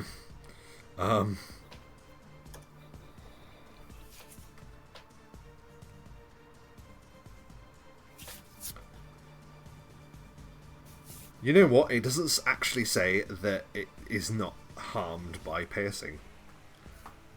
I just assumed it would be, but it actually doesn't. So does it not have any like massive damage reduction against piercing or anything like that?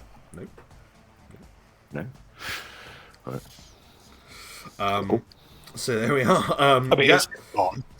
The throwing knife is gone now. I would have absolutely, yeah. It goes straight through it, and then it is stuck in it, and you just watch it slowly start bubbling as the caustic nature of the gelatinous cube starts its grim work.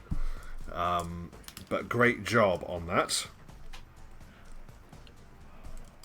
Okay. That's Silas's turn, unless you can do anything else. Okay, Obsidian. Well, I'm doing all right damage-wise against it, I think, with the negative energy. It's all wonderful, but it does keep getting close and damaging Tylasta, so I'm going to weaken it further. So I fire off a second ray of exhaustion. Okay, yeah, go for his touch first of all. So that will be his touch and a clef. Not a D8, a D20. Ah! 21. 21 as a hit. So he doesn't need to make a save this time, essentially, because if he fails the save, he gets... Apologies. You pain in the butt. Just turning off my wife. If he fails the save, he gets exhausted the first time. If he passes the save, he only gets fatigued. But if he's already fatigued, which he is, then he becomes exhausted. So he is now exhausted. No save. He is exhausted then. In place of the fatigue, so it doesn't stack. Instead of the -2, he's now on -6 to strength and dexterity. That's handy. I could just change that to that. That's perfect. Wow, amazing. He moves at half his normal speed. Hey, okay. So hopefully it'll be easier for us to outpace him and continue doing damage. And then I will... Do you know what? I mean, I really don't need to move too far. I just need to move further away than those two. Absolutely. I need to outrun it. I just need to outrun you two. So I'll only move 1 square back, so I'm still in line with it and can continue doing damage next time. But that's my 10. Okay, fantastic work. And it is... it appears to be like slowing to a crawl now as your power affects it even more grievously. Ansel. I'll move the shade again. I'll step back with Obsidian, abandoning Silasta. Poor Silasta. And I'll send the Eldritch Blast at it. 26 on its touch. It's a hit. 23 point damage, that's a lot better. Magic damage at that. Incredible work. You fire the blast and it slams into it. Your eldritch power just blasts like a corner off it. Acidic remains comes raining down, but it's still half there. Anything else on your turn? That's all I can do now. Okay. It is now its turn. It moves half of its movement, which I'm guessing is rounded down. So that means instead of moving the usual 15, it will now move 5. Oh no. So I didn't realise it had only moved 15 in the first place. Yeah, it's only been moving 3 squares each time, but we have to round it down, so it's now 1 square, so it moves 1 square. I guess it can use its full action to do 2, I guess. I don't know if it can do that, to be honest. I'm going to say no, because it's exhausted as well. No, I'm just going to say that it moves. That's its turn. We're back to the top of the round, Silasta. Seeing its pace, I will take kind of a crawl across the wall a smidge closer to it, and then my last throwing knife, I'll yeet. Okay.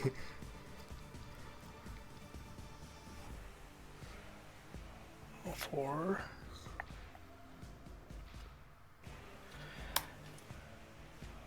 30 to hit. It's a hit. Nice. Oh, the last 10 rolls are upside down now. That's weird. 10 points of damage. Yeah, your throwing knife sails into it again, starts getting eaten away. Pair of blades Fine. being They've gone now. corroded. Yeah. Nice elven throwing knives. Okay. Obsidian. That's We're going to go same as before then. So we're going to do just a standard touch attack. Yeah. And the spectral hand just spins around and just goes back into it. Hopefully. Again, it's a 14. But that got it before. Yeah, then that's we're an good. absolute easy hit against it. And it takes only 3. Oh no, with a 1. 3 points of negative energy damage. A little bit more. Yeah, I'm not even going to move. It quivers like lime jelly as you hit it again with another blast. Ansel, it's your turn.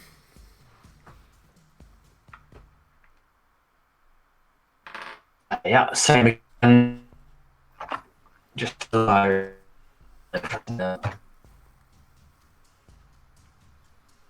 23 on its touch. It's a hit.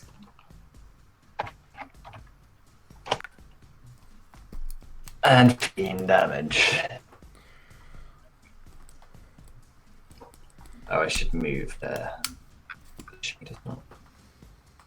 I should move it to there, so it's more to other people than me, because I don't even need.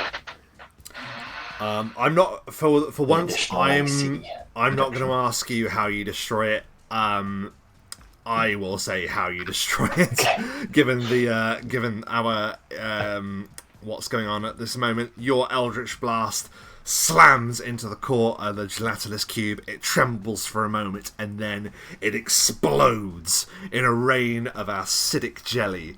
As Ansel, you land the killing strike, destroying it. It oozes into the sludge and the mud, and it is gone. And it is at that point that we are going to take a short break. So don't go away. If you're watching us live, if you've been watching us up to this point, do check to see if you have enough bones for a boon. And we'll be back shortly to see how that might take effect.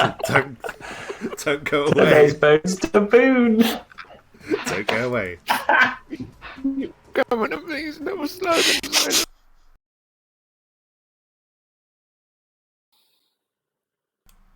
And we have returned.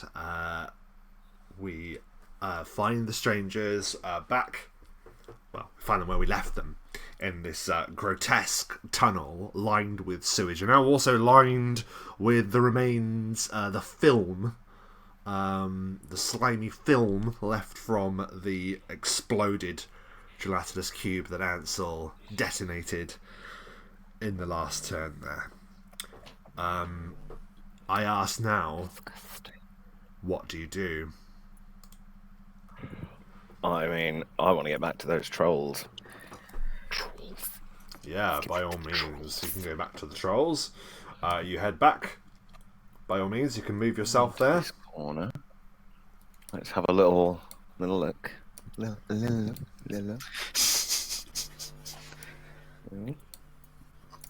The door's closed. The door is closed. We didn't close the door. Trolls have gone, nope. They've just noped out past the door on the gelatinous cube. Yeah, you get to the door. It is firmly locked. It's a wooden door, but it's bolted with iron, so it's quite a sturdy thing. Exactly the same as the one you came through on the other side. Yeah, it appears to be bolted and locked. Didn't we have a wand of knock or something?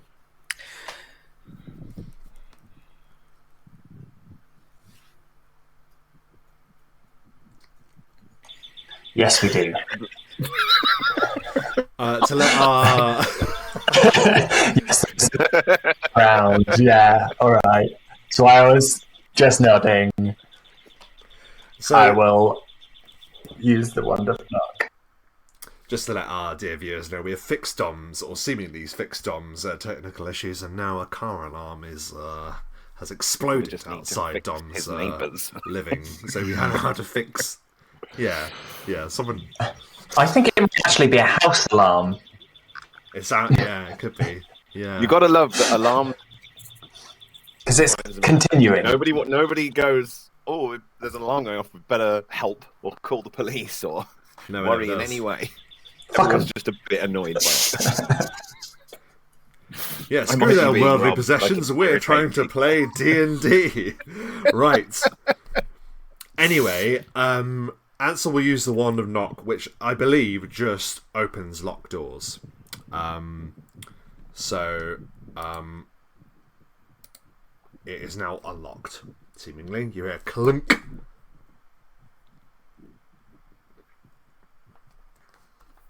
Okay.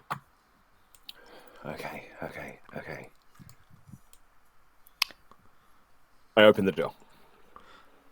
The door slams hard against a heavy wooden crate that has been shoved against the door.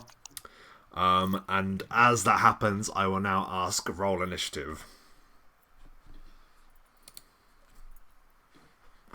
Oh my god. I'm liking this new initiative trend of above 5. Yeah.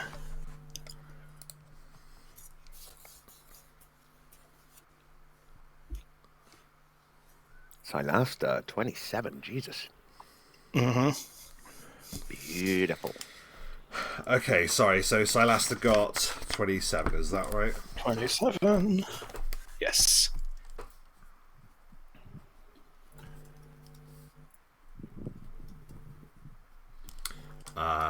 Obsidian got 19.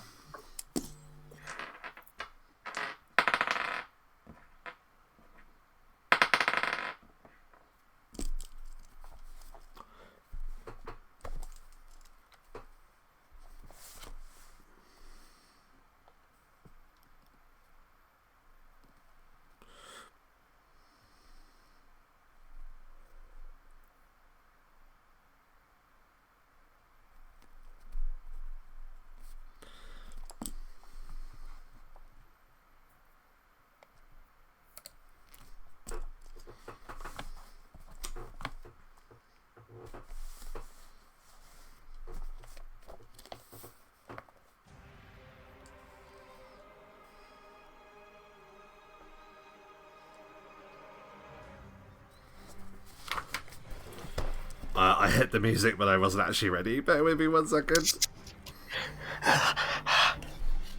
We'll just have a boogie.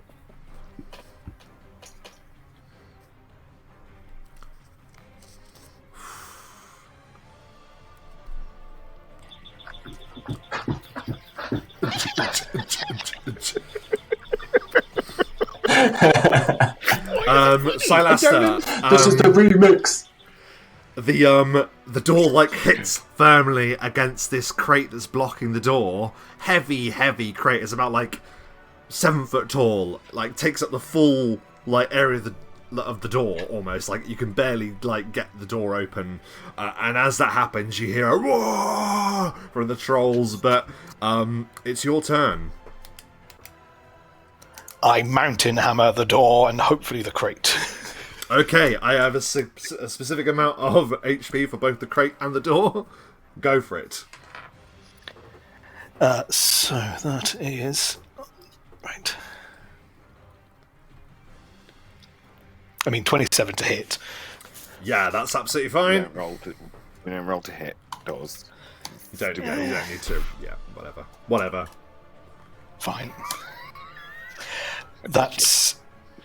So 27 points of damage that bypass hardness and damage reduction. Oh, it does bypass all of the hardness, doesn't it? Which in that case means that the crate and the door is utterly destroyed. What is it like as you just smash your way through it immediately? From what the trolls see, an elf, like a human spear, just goes straight through the door in the crate and lands here. And as he lands, just thinks, oh shit. And as a swift action, I will drop into the Pearl of Black Doubt.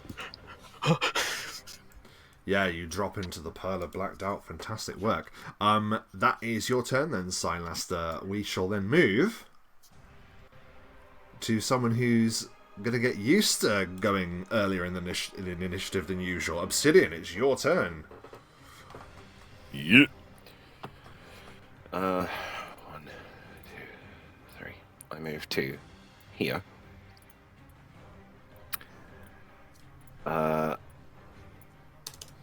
And as a swift action, I will activate my Fear Aura. So can he please do a DC 22 will save? Just that one there? Just one right next to me. Yeah. How much, sorry? DC 22 That will is a save. 19 on the die. That is a success. Okay, so he's fine. He's not shaken. That's just active now, so any of them within 5 feet of me will have to do that. But and then I just big old boom of negative energy comes out in a burst. And once again, this is a DC 22 will save. Against just that one again. Yep. That is a 2 on the die, so that is a failure. That was a will save again, right? Damage. It was a will save, yes. This damage Wouldn't gets have better every probably time, mattered. so he does not take half, he takes full. Gadoosh. 24 points of negative energy damage. And I just look him in the eye.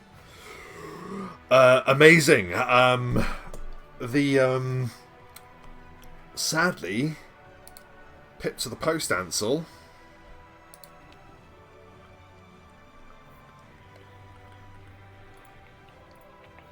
This one's going to charge. Just for that, enjoy this. Thanks. Irritating. I can't believe it's still going. That's mental.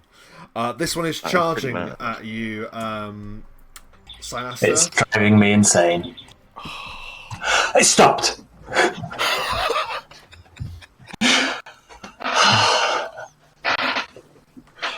Wild.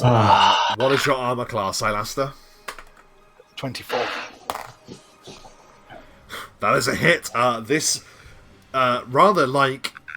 It doesn't look like a big, stupid troll. This one looks like animalistic and predator-like. Moves forward with this terrifying-looking battle axe in its hand. And it goes for a vicious attack as he charges. He did hit, so that charge will be reflected in his damage. Oh, no, sorry, charges to hit, isn't it? Yeah, attack. Attack roll only. It's fine. It still would have hit, so it's absolutely fine. Let's see.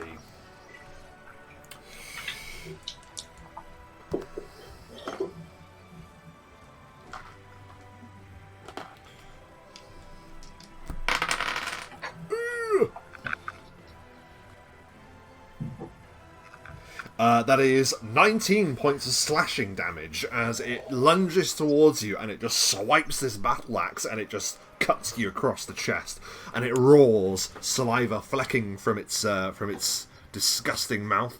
That was its turn. This one is going to move here first of all. He has got to pass the Fear Aura, I believe, so... What save does it have to DC make? 22 will save. That is a success. Okay, so he's fine. He moves at you and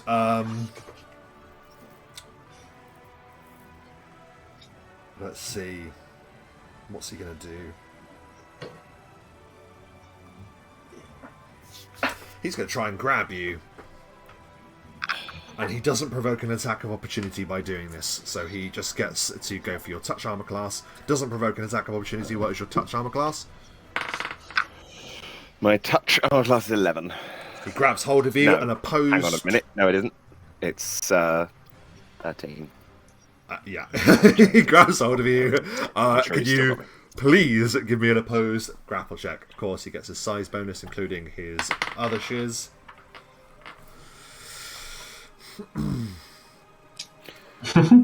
That would be a 6. Would you like to roll that again? No.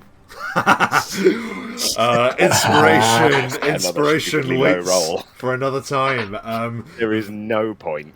The troll lunges forward. This one also looking vastly more impressive than the others without the weapons. Surges forward and just like seizes you, Obsidian. That's its turn. Because it moved, attacked, yeah. And also, the ones that were damaged before don't actually appear to look much healthier than they had previously. From when you did your attack through the door before you teleported away. So there's that as well. Ansel, it's your turn. Cool, I'll send the shade forward. And then I'll just Eldritch Blast this close one here. With a Sickening Blast. Nice. So he's at -2 to his AC. At any second now, the dice will roll. Fuck's sake. Critical miss! And a 30 on the... Yeah, so it just misses. It confirmation of soars that. through the doorway, but goes past him. Maybe bounces off the hide of his shoulder there. Anything else on your turn?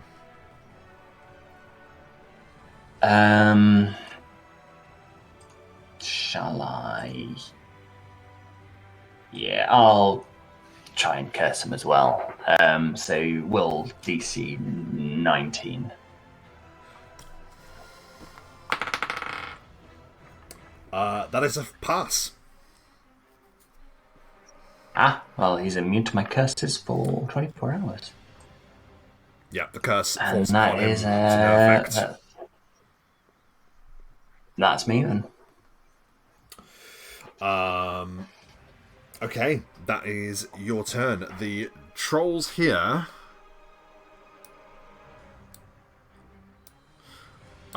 you're just held at this point, so this one is not going to move at all. He's just going to start battering you in the grasp of the other obsidian. You're grappled. What is he using?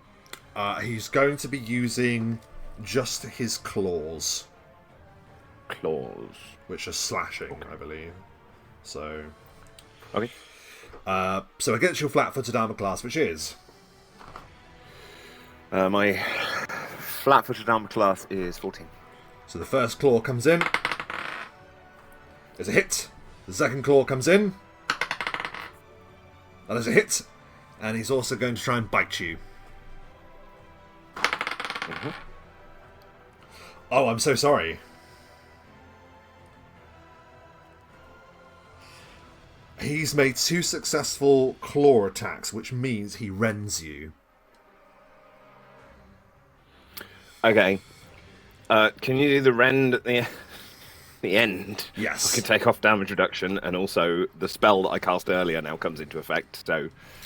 Okay, we will just do it one at a time then. So we'll do the 2 claws. So the first claw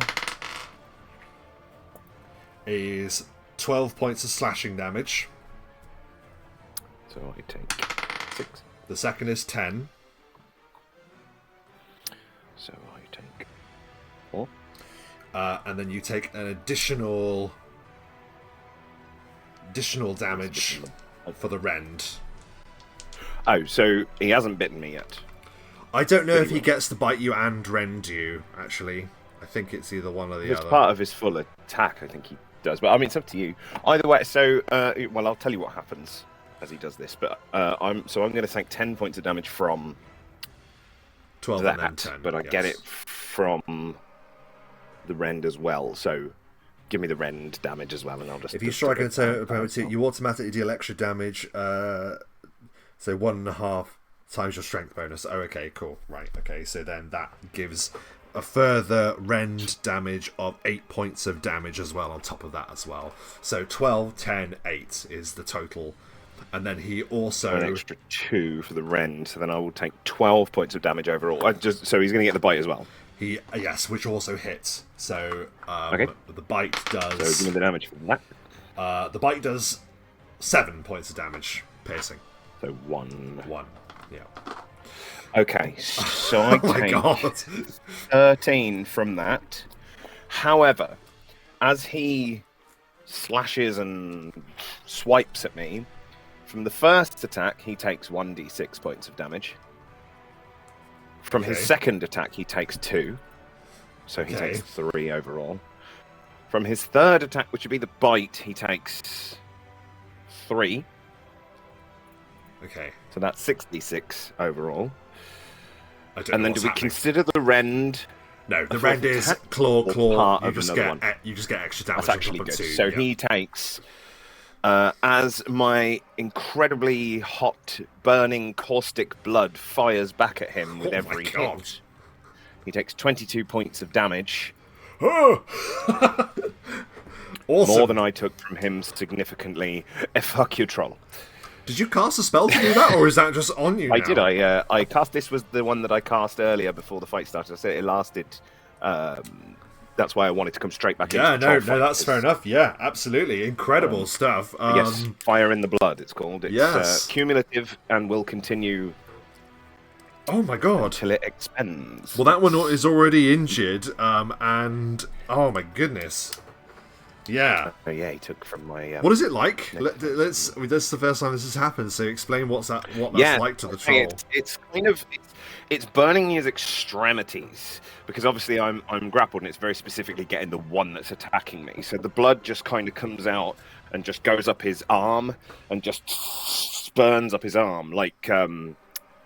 It's funny because you've mentioned that he looked like Predator, so it's like xenomorph blood that just sort of melts with the skin on that arm, and then he swipes at the other one and it melts the skin on that arm, and he sort of panics and he does the rend, but then he goes in for a bite. Obviously, they're a bit dim, he's not thinking, and it burns all of his face around his mouth as well, and just continues to bubble for a second and then just dissipates. Oh my goodness. You can see it's not affecting me, but I am bleeding, but the blood is bubbling, but it's not burning me. But, like, it's still there. Incredible. Well, that was its turn. We are back to the top of the round. Silasta, you've just been smashed by this charging attack from the ogre,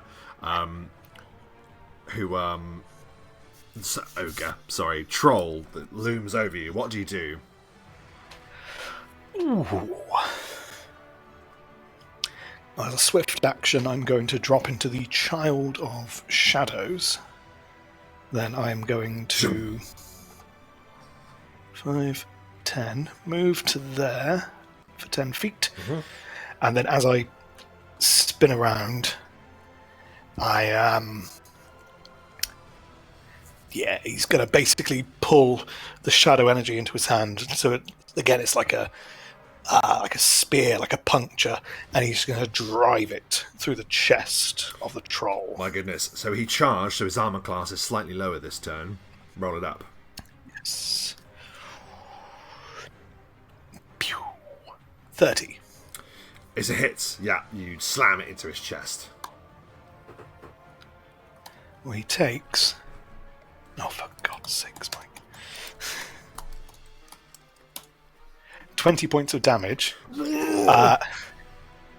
Could he then make a fortitude save, DC 18? 18 on the die, I'm afraid, mate. Sorry. That's right. That means he only takes 2 constitution damage. Oh, okay. Okay. And that is it. It's actually quite easy to do for that one, thankfully. Cool. Yeah, so you slam into him with this thing, and he staggers back, like a good portion of blood just welling from his hide. Excellent stuff. Obsidian, it is your turn. Lovely. You are currently grappled, yes. I am grappled. I'm in this guy's grasp, which is actually perfect, and there's really no point in trying to escape it because I am not strong enough. Sure. It's just not going to happen. So instead, I just concentrate, and then I use my second negative energy burst, which will get both of these guys. Mm-hmm. Can they both do a DC 22 will save, please, for half? Okay, 22. We'll go with the first one, the one that was just... We'll go with the one that's holding you first, so 22, is it?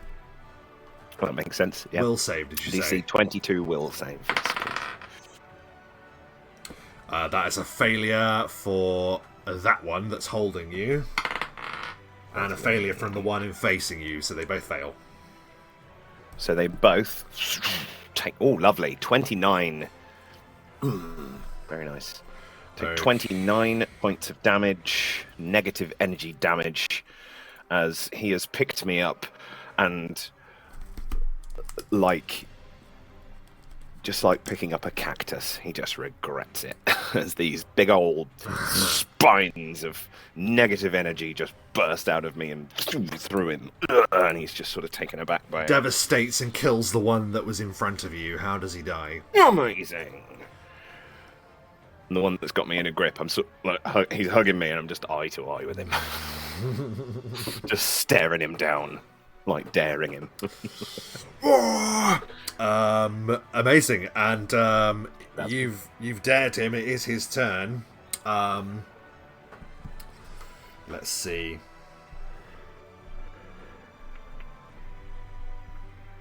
Bear with me 1 second. I'm just bringing something up.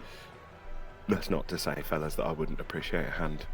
But I'm not going to let him know that, obviously. You got this, bro. Yeah, damage reduction 6. You're fine. Fine. Do you think you can just let go of a grapple, right, and it doesn't cost you anything, or does he have to do something? Yeah, you can just let go. I think he might just let go, to be honest, from that. I mean, I was hoping to encourage that. Yeah, I think he probably would, to be honest. Not gonna... I think it's a free action to just let go of a grapple. It's like dropping a weapon, isn't it? I think he's gonna, he's gonna, and well. So he's just gonna unless I try and rip onto him like a monkey, which I won't do. That'd be funny though. He's just I was just like, gonna... no, you made your choice. He's gonna try and hit you with an axe instead. So he just lets go of you, and then he's going to just fucking go for a full round of attacks. So view my normal armor class then. Now normal armor class, please. Yeah. 17. He strikes. Slightly better than it was, but still Possibly a critical. 20 on the die. Okay. No, that's fine. He has a 25%. That is a critical, confirmed. But is it? Let's do your 25% chance. So 25% chance that it's not a critical. Okay. So I always, what was I saying before? D4, and if it's a 4, then it's not a critical. Yeah, 4. It's not a critical. Nope, it is a critical, so that's fine. Okay, so that's 1 hit, and then the second is a normal hit with the battle axe. And then he also gets to bite you as well. Okay. The bite's gonna... Wait. What was your normal armor class, sorry? 17. 17. The bite's a miss. So a hit with a critical hit with the axe, and then another hit with the axe. I've got to bring up the table again. Sorry, let me just find it. The crit table. So the critical hit table activates the... Bonds of Fate Do you want are triggered. me to roll the D100? Absolutely. Let me have it in front of me first, though. No problem. No rush. Oh, I am in no it. rush. Yes, I'm sure. Please roll the D100. Keep it low. Keep it low. 39. I think that's just a multiplier. That is a critical multiplier. So, unfortunately... It's actually better, I think. It is, but he is hitting you with a battle axe, which is already ×3. So that means that's going to be critical so times 4. Oh my word. And I'm only taking off 1 lot of damage reduction from the crit hit, so it's not that doesn't stack. Oh Joy. my god. Okay. He still wasn't a shattered hip. Yeah, that's what I mean. I don't mind taking the extra damage. I can heal myself, but I can't fix a shattered That's hip. all right. It's all right.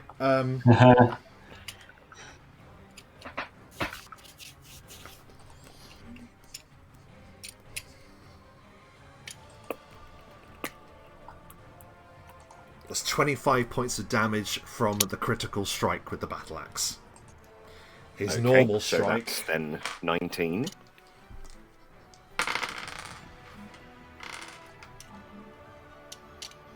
It's 11 points of slashing for the second attack. So that is 5. So I take 24 overall. And he will take some damage. As the same thing happens again, with the first attack, he takes 1d6, and the second attack, he takes 2d6. He missed with the third attack, so he will only take 3d6 overall. But yeah, so he slashes, and it just... This blood just fires back at him, and overall, very nice. 2 maxes there. He takes 16 points of acid damage, essentially, as my blood fires back and burns into him. Oh my word. Yeah, he gives out like a long bellowing screech as he gets burned by the attacks, but he appears to be resolute. Anything else on his turn, I wonder? I'm asking. It's his turn. That one's me? Dead. Yeah, This one, I just realised I didn't let the one at the back have a go. He's cowering in the back. I didn't realise he didn't go. We will amend that shortly. But first of all, this one here is going to try and strike at Silaster as he's standing right there. What is your armour class, please? 24. Okay. But I've got this chance. Yep. So he strikes first attack. Is going to hit. So remember that. That's 1. Yep.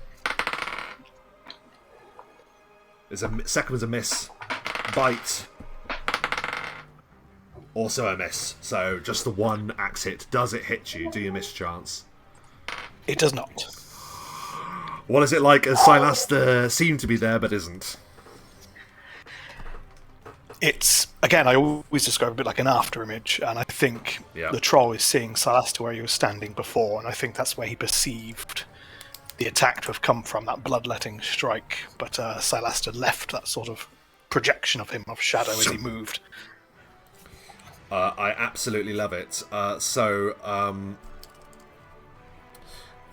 That was his turn. Ansel, it's your turn. Through the doorway you see this great troll swing at Silaster, but Silaster isn't there. What do you do?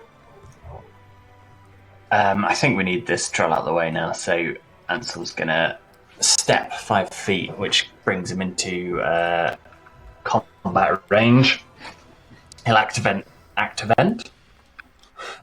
his Eldritch Claws and start slashing. Yep, absolutely. Mid-combat? 21. Just hits everywhere. 21 against the one that went just after Silaster. This is his touch, right? The one that I can...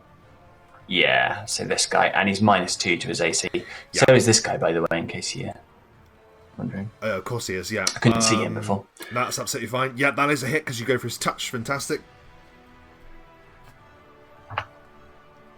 Great, and second attack also with to his touch, even better, 23. Amazing. So both of the strikes land. Great. So that is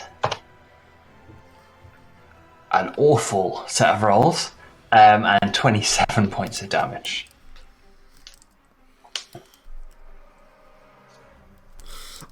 You strike into him, and your Eldritch Claws lacerate him in many places, and he gives a screaming battle cry. Injured, but nowhere near done just yet. Anything else on your turn, Ansel?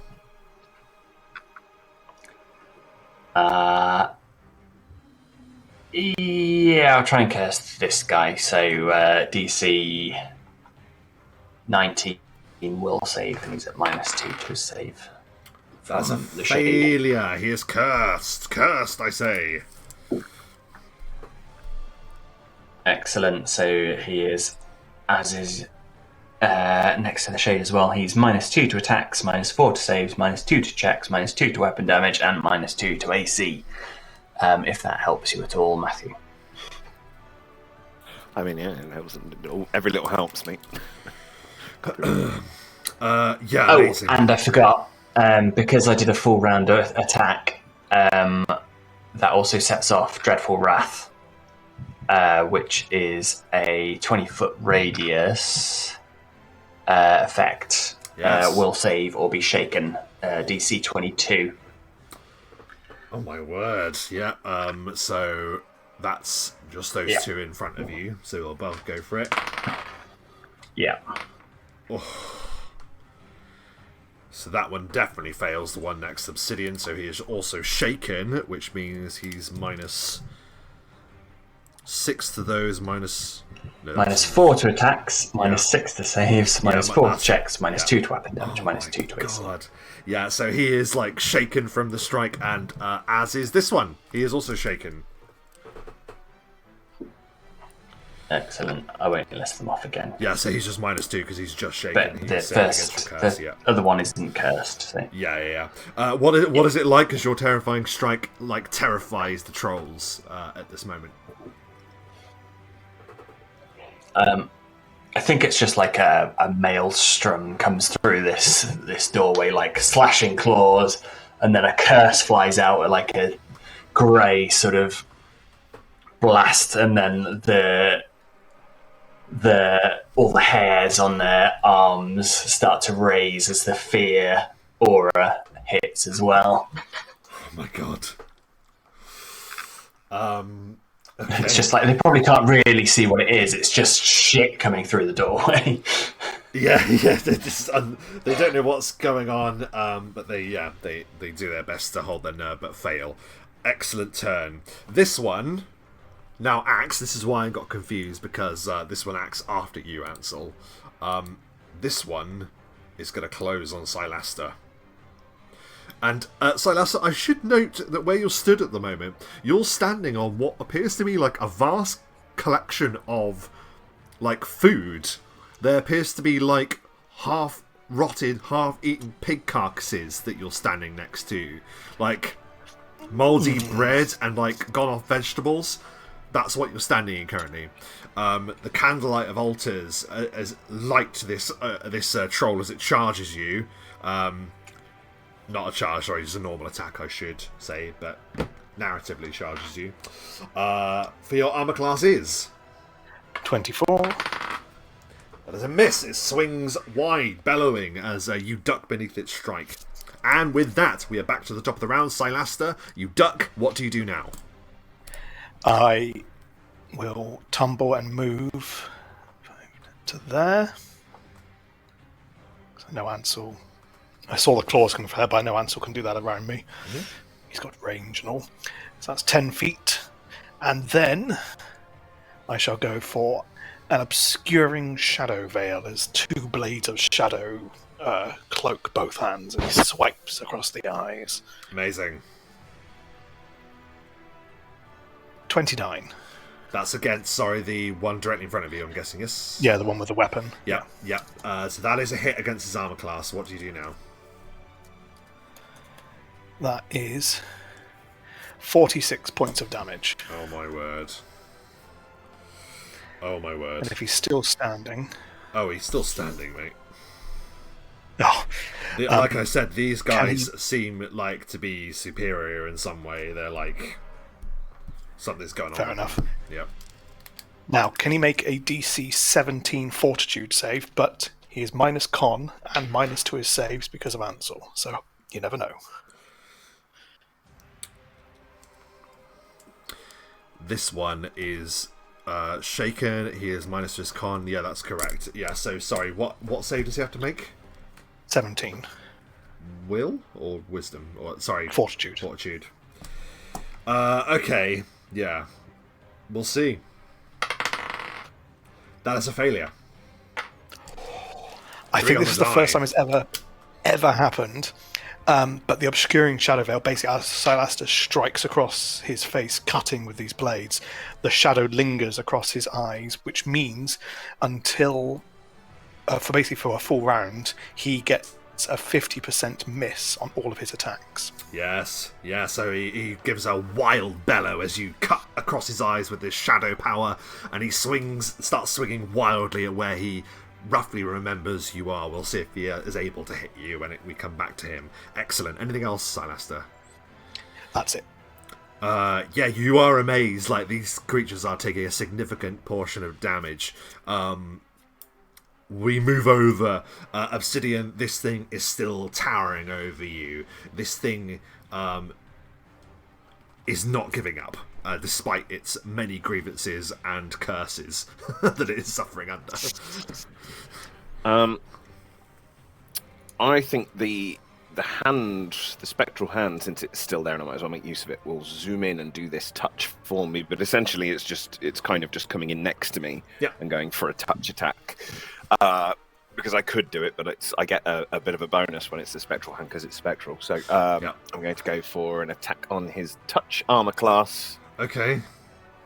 With the spectral hand. 21 on his touch. An easy hit on his touch, absolutely more. Lovely. So he will take 25 points of damage, which is sapped from him into me. 4 sixes. So I gain 25 temporary hit points back. Oh dear. I am feeling a little better. But I'm not going to move. I'm just going to dare him. He staggers. Clearly, this has become a bit more of a problem to him than he's realised, but he still has vigour enough to deal with you. Though he probably does feel intimidated to strike you with that, because he knows it's like putting a hand like on a wasp. If you keep getting stung, eventually you'll learn. So I'm just wondering if there's something else he could do.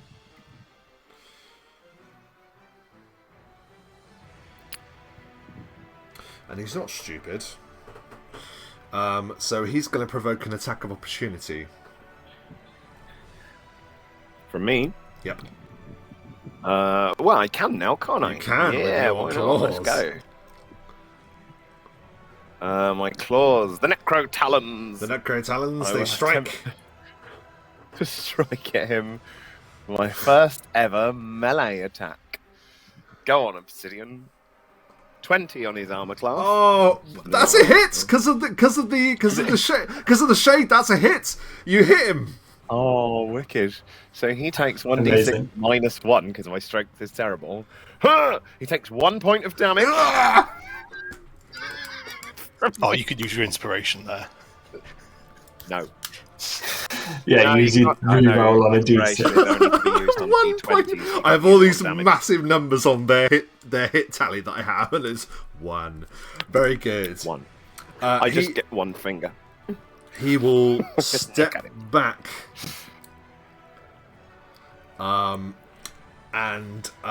As he does, as he's stepping back, like, you see him drawing this vicious-looking javelin.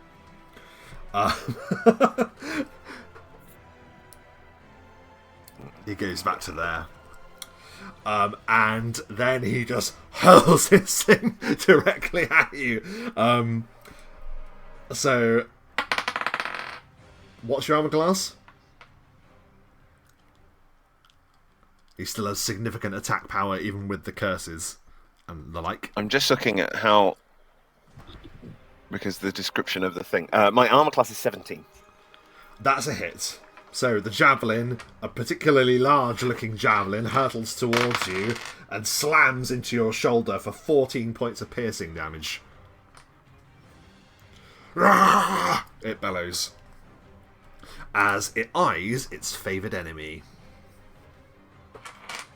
Not sponsor adjacent squares on parties.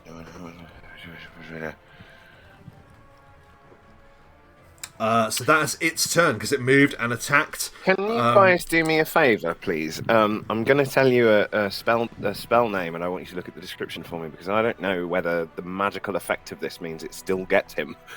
It don't seem like it would, but at the same time, like it doesn't say anywhere that it doesn't, because that is a melee attack, piercing, unless you wouldn't consider a thrown Well, he threw it. It's at ranged, you. not melee. Melee. Oh, yeah. range is different It's a from melee, javelin. isn't He it? threw a javelin. This at is you. melee damage. Oh, yeah, I don't know. Yeah, but it's... Your blood I spurts thought that was 15 feet. No. Absolutely fine. Just checking. So, sorry, what was the damage? I mean, that can 14. happen, to be fair. 14 points of piercing 14. damage. Yes. And I remove... Throws a large javelin at you and it slams into you. So I take... So you can work that out on your own time as we move to the second one. Is there and is blind, but is going to wildly flail at you, Silaster. So it will roll 50%. Let's roll the attack first, I think, to see if it does hit. So what is your armor class? 24. That's going to miss you anyway.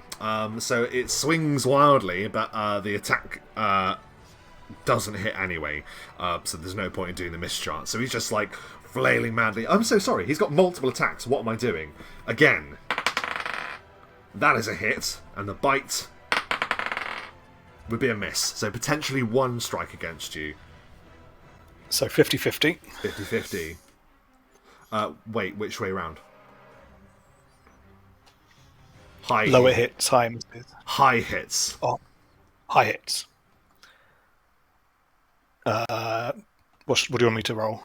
Oh, well, it's 50-50, so whichever. Let's do a D100. That would hit. And then I still get my mischance because I moved. Yeah. So somehow fail the 50-50 but succeed on the 20%. You would have been there, but he just and you vanish again as he blindly flails at you with his full attack. Just got to stack enough mischances. Yeah, my god, yeah. Yeah, there's a blur. You're just dodging every swipe you take, Silaster. Ansel, it's your turn. So I am just going to throw a sickening blast at this guy because I want him to suffer. But also I'm going to move the shade there first. So that is 24 on his touch. 24 is a hit on his touch. So he needs to do a fortitude save, DC 21. And he takes 16 damage. And he's at -6 to his saves at the moment. Yeah, wait, that was the one that is directly ahead. The one that threw the javelin, right? Yes, yeah, that's right. And how much did you just do to him? 16. 16, yeah, not much. On his turn, I mean... But it was mainly because I wanted... Okay. On his turn, you've noticed that, like, each time they are knitting back together slightly. Hence why I mentioned they looked a bit better than they had when you attacked them first time. But despite that, your eldritch power Makes just sense. slams into him again and again. Bam, bam, bam, bam. And he staggers back, giving a brutal roar. Not looking particularly healthy now, the big boy. So yeah, he needs to do his fortitude. So sorry, yeah. And he needs to do that with a -6 to his saves, I believe. What's the Indeed. fortitude? 21 is the number. That is a failure. He is sickened. 21. He fails. Great. So he's sickened as well, It's yeah? -6 to attacks, -8 to saves. Yeah. -8 to saves! Oh my god! Like, Yeah. -6 to that? checks, -4 to weapon damage, -2 to AC. Which one's on mine, I think? The one that was the attacking one, you. The one that threw a javelin at you. It seems that destiny and fate has conspired against this troll. This was always meant to happen to him. He was always going to end up in this dark place. He is cursed to endure this. Anything else on your turn, Ansel? No, I think I've made his life horrible enough. I'm not sure I can do anything else, to be honest. This one takes a free 5-foot step.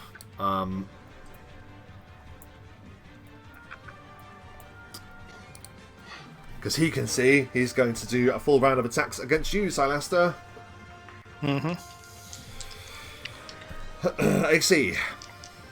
24. 2 claws hit you unless there's some trickery. No, not in that stance. Oh, no, I do. Yes, sorry. My dodge. Yep, so 2 hits. Yeah, they definitely hit. So 2 claws land, which means that it gets the extra rend damage. Not quite as bad because he's a smaller troll. He's not like the others, but still. Let's see if the bite hits as well. Bite's going to hit as well. Do another mischance, please. Oh! I'm too busy focusing on dodging the other one. He just comes out of nowhere and just starts ripping into you, Silaster. Oh my god. Oh, I've lost that one. Oh dear, I lost the die. Well, never mind. I'll re-roll that one. So that is...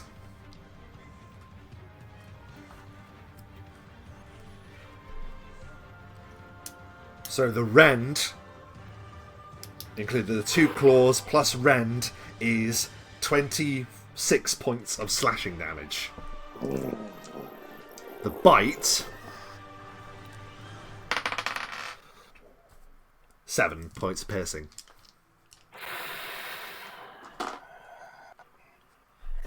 Ouchies. So that is him. We are back to the top of the round. Silaster. Silaster, just before you take your turn, as it's a free thing, so I'm just going to yell in between rounds. Silaster, switch with me. How do you take that as a team? Oh, music. But that, as a combat thing. Well, I hear this. I did have a plan. The music stopped as Silaster. He's on the edge. He's waiting. Waiting. I was gonna. I was gonna change the coming track. into the station. It's fine. We'll carry on with that one, please. Play, you damnable fudger! What the hell was that? He's trying to keep the language PG. Dandy. Yes, because we've always kept it PG. Dandy. Right. Okay. Standard action. I'm going to do an insightful strike on the troll I've been hitting, so the one with the weapon. But I'm going to channel my boon. I want to make sure I can hit this one. Yes. So I'm going to add that to this. Your boon. Get your boon out. The boon from the audience. It delivers. You've got to reference who gave you the boon. Who gave you the boon? Redium's boon. Redium, the boom of Redium strikes. All praise to the great god Redium. 36 to hit. As Silaster's palm reaches out. The blind one, yes? Yes. Well, he's no longer blind. It's worn off. Silaster's palm reaches out, and he channels shadow energy in as Silaster then retreats. But before he does retreat, it does... Oh, it is that, isn't it? Yes. 34 points of damage.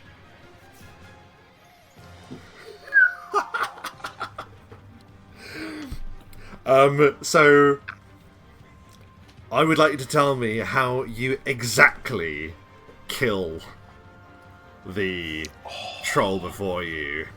Exactly. Then Silaster reaches out, his palm lands on the creature's heart, and where it would be, and then just with a sort of flick of his palm, the shadow just shoots through, and then his heart just stops. The troll The hunter. 5-point exploding heart technique. Yeah. I do get that at top level, and it's got the most ridiculous... The troll hunter staggers back and then collapses to the ground, utterly vanquished. Excellent. Oh my god, amazing job. And then, I was going to pull back regardless. I just wanted to leave a lasting impression. 5, 10, 15. Well, tumble back. I apologise. Tumble out. Yeah, you'll have to tumble, I'm afraid. That's fine. I don't need to roll it because my DC's Only the one stupid guy. for just avoiding one. Yeah. And then as a swift action, I'm going to take Does his inhaler. his atomizer. Amazing work. Obsidian, it's your turn. So, Obsidian's going to be a bit unusual here. He's going to take this route. So he's going to go 1, 2... No, that's the hand. Hang on. I'm going to move the hand out of the way so I don't move it. 1, 2, 3, 4, 5. Almost... He's tempting the attack of opportunity. Oh, yeah, I was going to say... Yeah, you know that's going to happen, so he will absolutely take it. He will swing as hard as he can with his battle axe. Lovely stuff. So my armor class is 17. That is a hit. Okay. That is 15 points of slashing damage. Okay.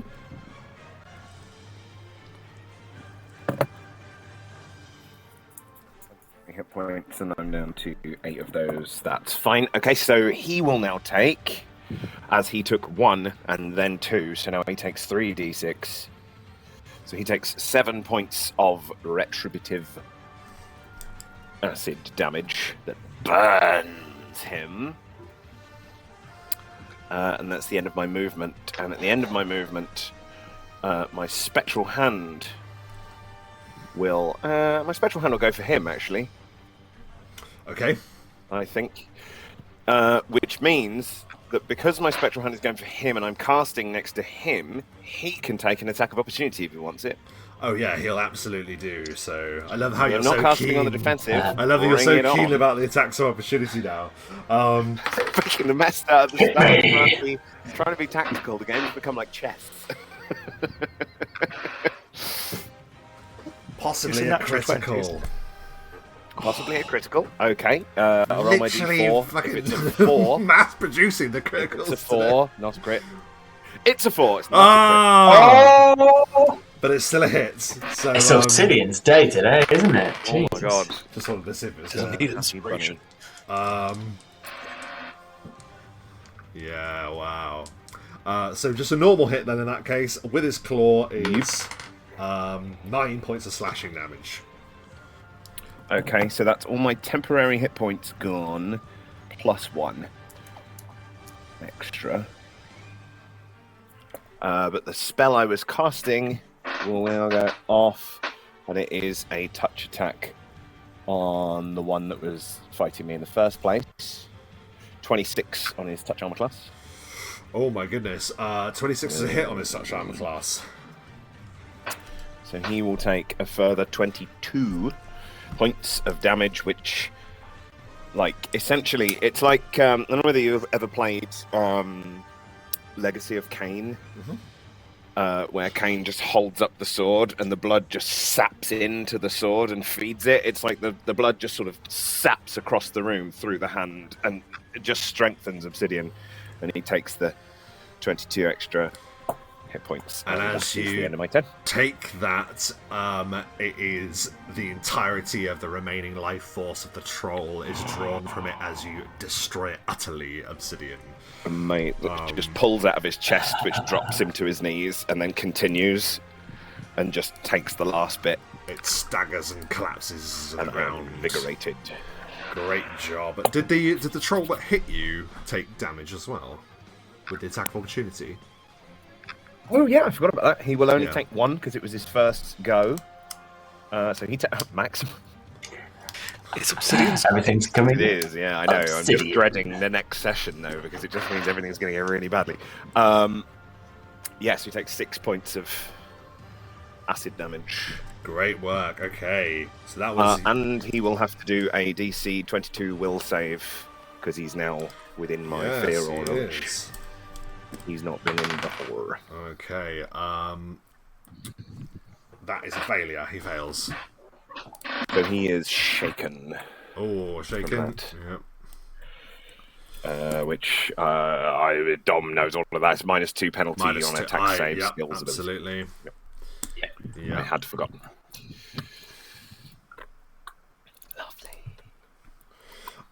So that was incredible. That is your turn. Ansel, it's your turn.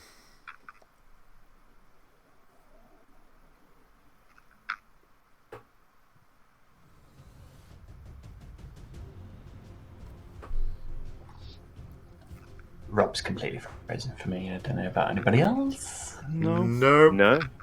Oh, good. It's doing it again. You haven't frozen for him either, apparently. He can still see you. You're fine for me, Dom. That's so weird. That is weird. But ask Dom what he wants to do with his turn. What do you want to do with your turn, Dom? I'll go 5 foot step to there. Step forward. 5 foot step to there. 5 foot step shade. I can hear Dom. And then I'll do a full round of attacks on this. Oh, you can hear him, of course. I don't know why I'm translating. I got confused. You just want to be heard. Absolutely absurd. I can't hear Rob. Rob can hear me. Oh dear, I'm an idiot. It's also not rolling my dice. Give me a minute. 28 on the first attack. Hit, yep. Beautiful. 20 on the second attack. Both hits touch. Both hit. And then we've got...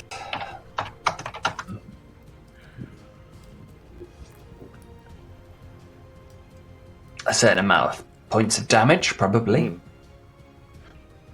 In the meantime, because that was a full round attack, he needs to do a... And he's gone.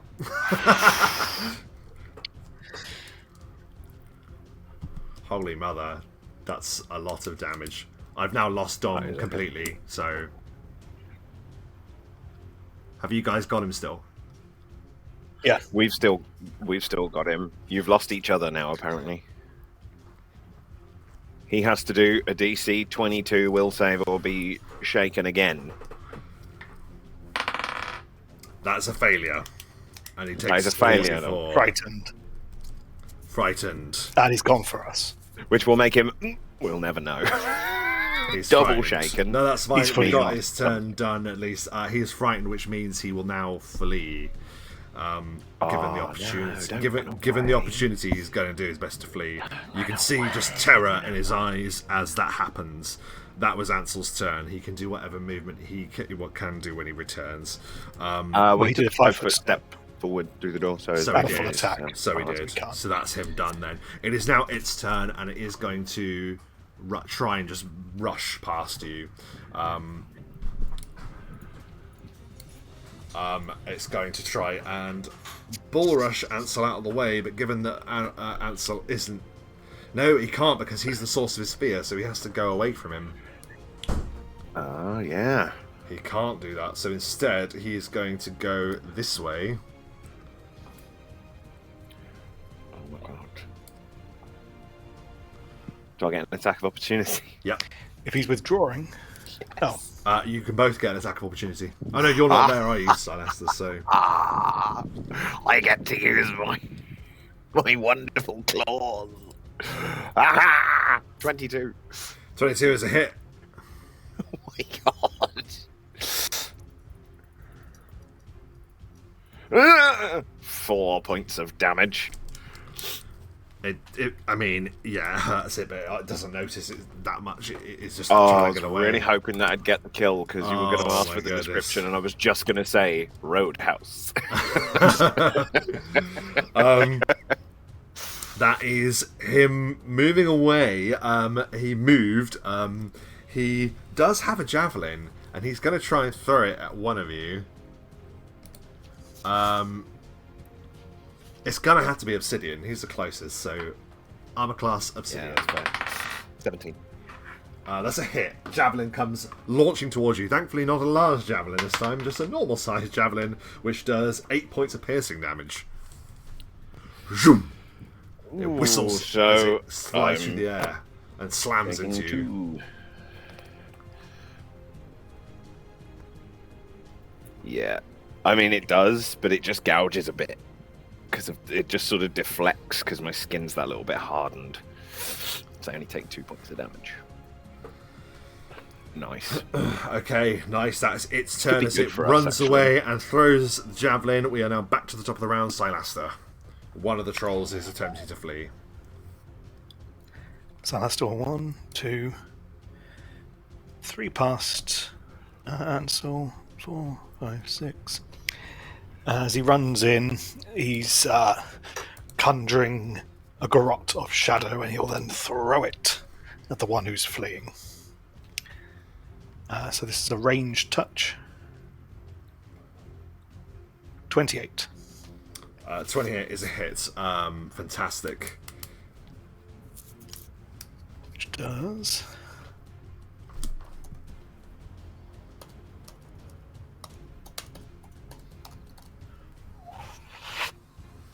Here comes the garrote. 30 points of damage. How do you kill the remaining troll as he flees?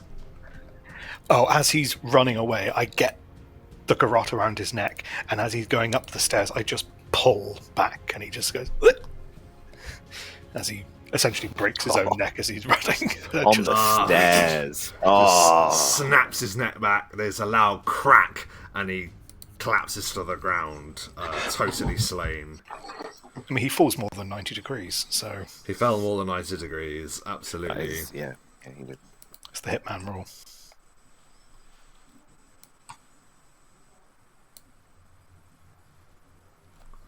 We have a Dom? I think so. Yeah. What happened? Everybody's dead. Oh, that's alright then. We did. You scared him with Shaken, you made him frightened, he tried to flee from you, and as he was fleeing, Silaster garroted him to death by garroting him and then smashing his head on the stairs. It was beautiful. I mean, that sounds perfect. Yeah, it was lovely. It was very, very good. So last week is Atomizer again. There we go.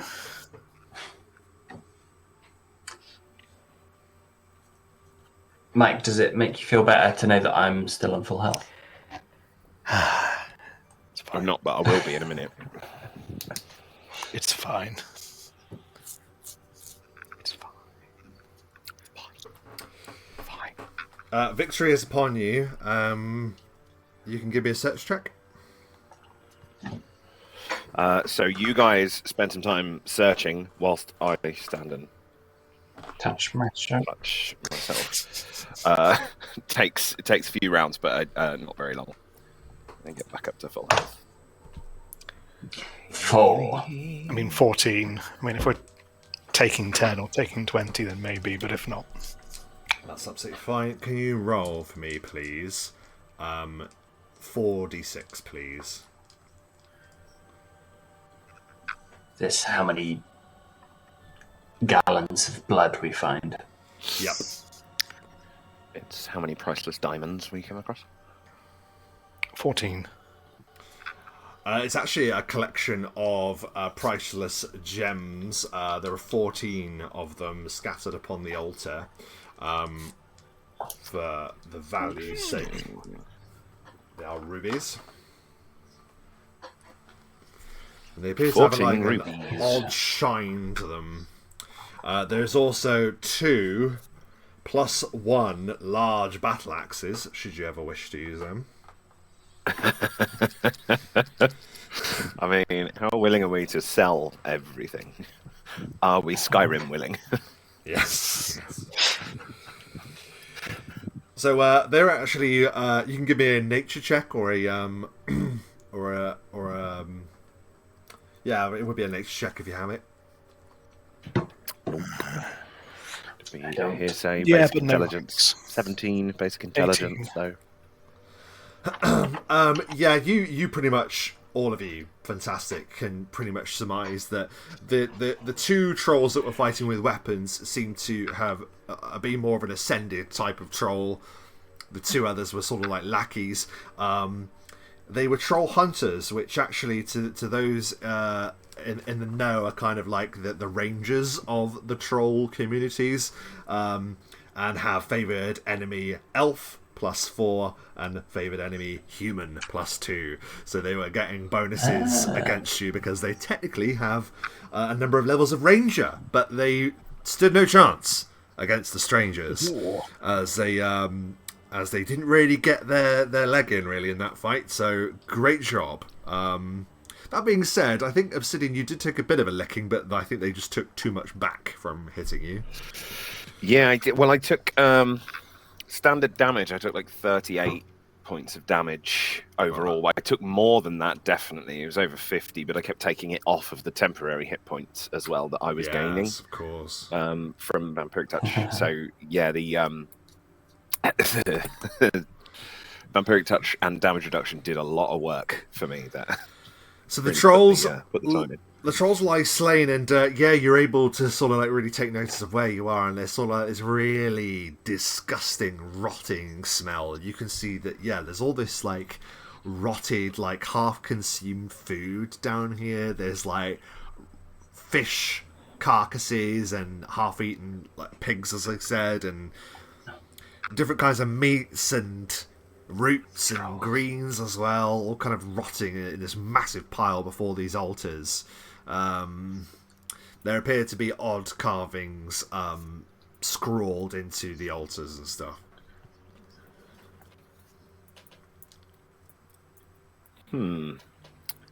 Are we able to read what the altars say? Are they legible carvings, or are they if we recognise them? Trollish? Give me a knowledge the planes roll if you have it. No. Ooh, I might have, because we read a book, didn't we? Did we? Not on the planes. Yeah, so we got 5. I've got Arcana and Religion. I don't have anything on the planes. Same. We found a book. That was Runic. Not me. I don't think I read it. Well, yeah, silly for not. I think I was busy doing something else. Well, Ansel, I guess we'll say Ansel read it, but sadly you're racking your brains that no, you don't really know anything about this.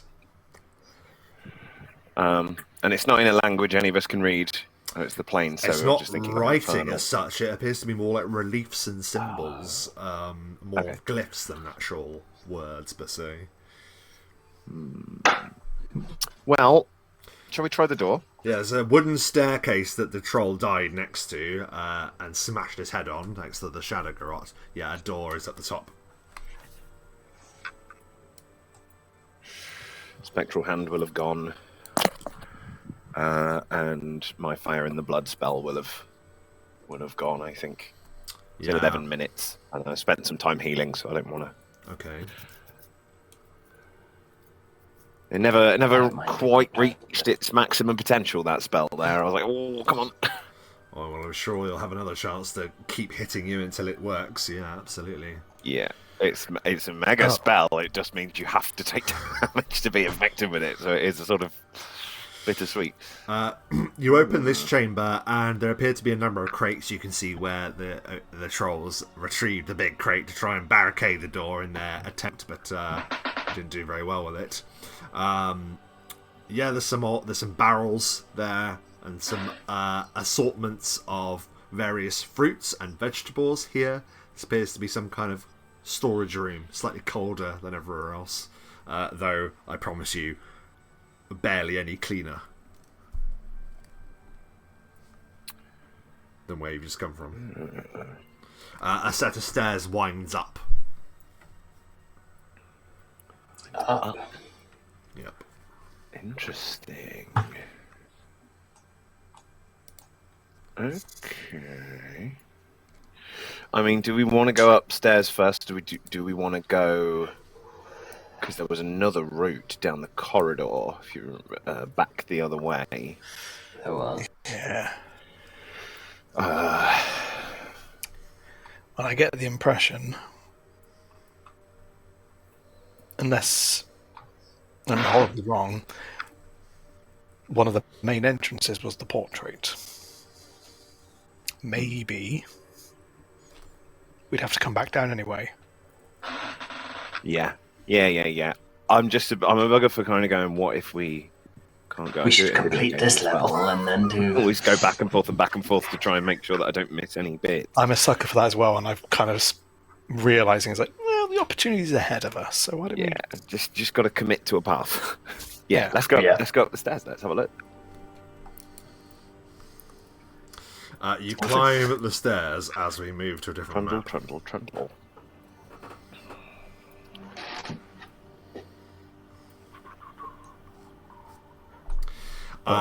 You climb up a considerable distance.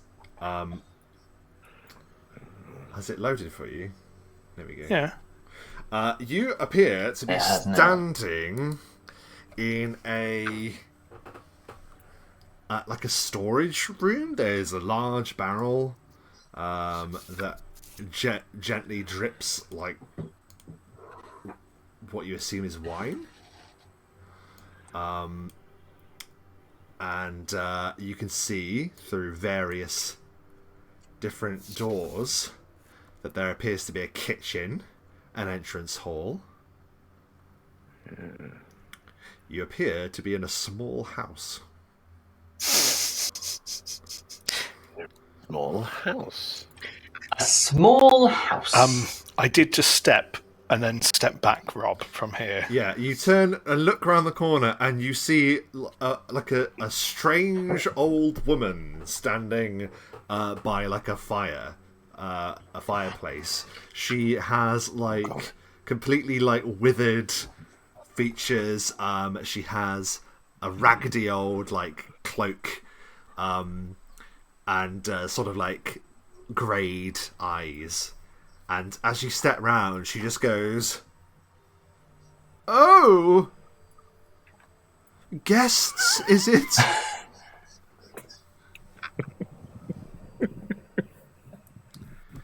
Can I see anything with magic vision? Yeah, you Magic can. vision. You can magic vision. You can look at it with magic That's vision. the chuckle vision. Chuckle vision. Yeah.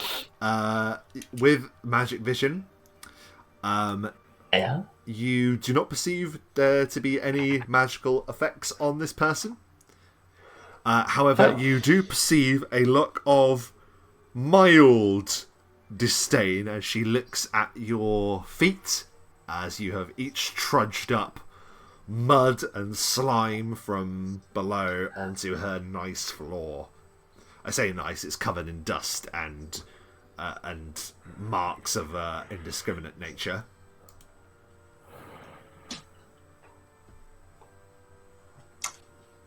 Well, who are you? And so I'll say. That's a very good question. What's your name? Date of birth? Date of birth. Backstory. She does have a name.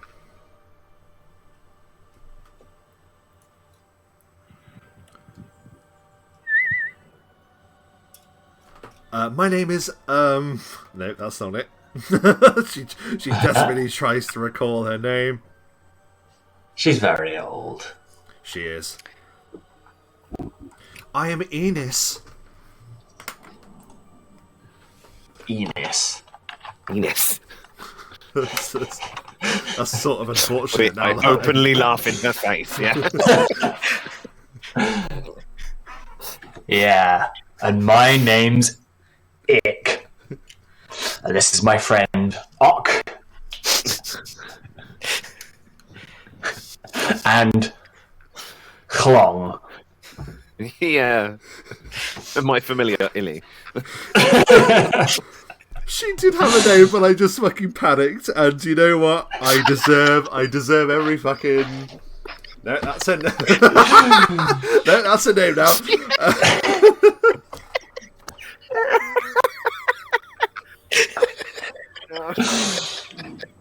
We also have my familiar, Ang.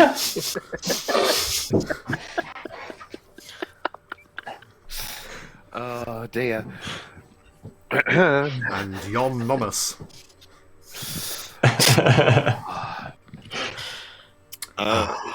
Is this your house? Yes, I have. I've lived here for a long, long time. And what's your surname? Is it Vagina?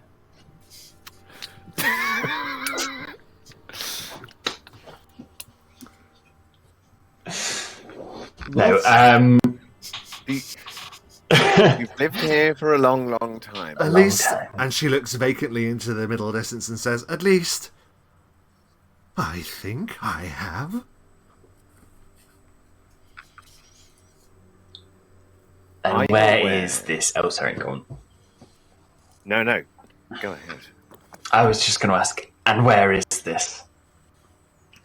Oh, you poor things, you're lost. That explains why you've come wandering in from goodness knows where. Your feet a mess.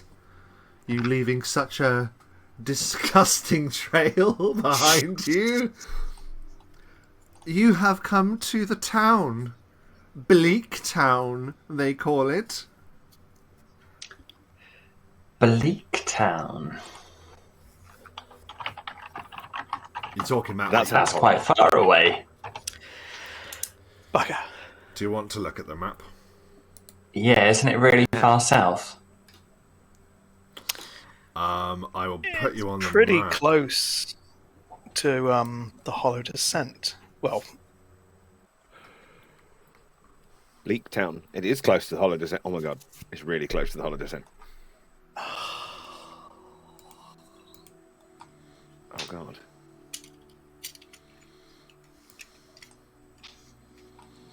Arguably closer than the Stone Seat. Yeah. Yeah.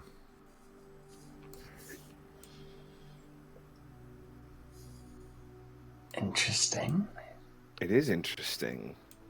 And it's also, I mean, it's sort of interesting as to whether we'll be able to do this again, whether we want to stick with it now and just go straight there and not go back. Which would be kind of crummy to my family, but whatever. Fuck 'em.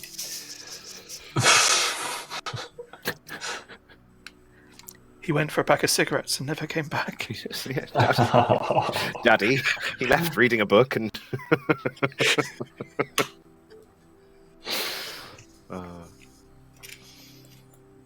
Bleak Town.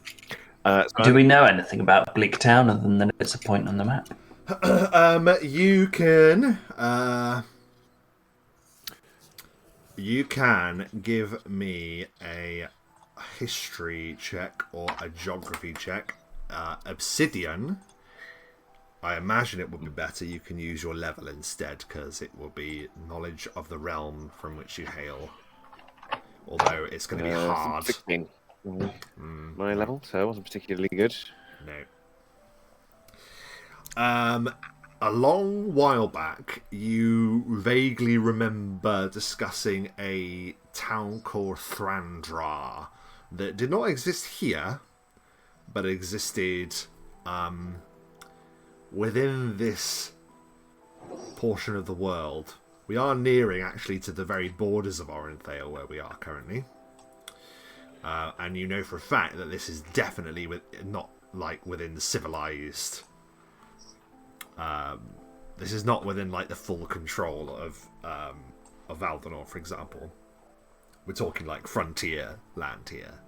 The Valley Lands was the home of Thrandra that mysteriously vanished overnight. An entire settlement vanished.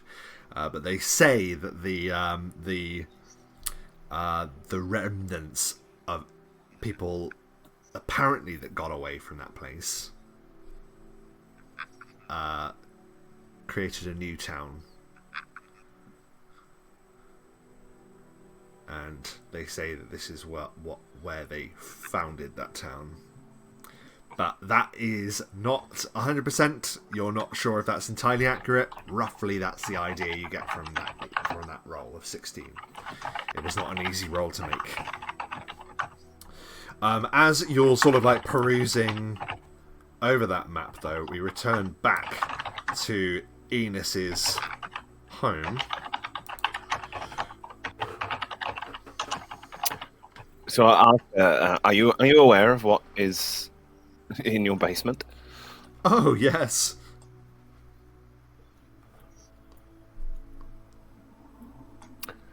Are you sure?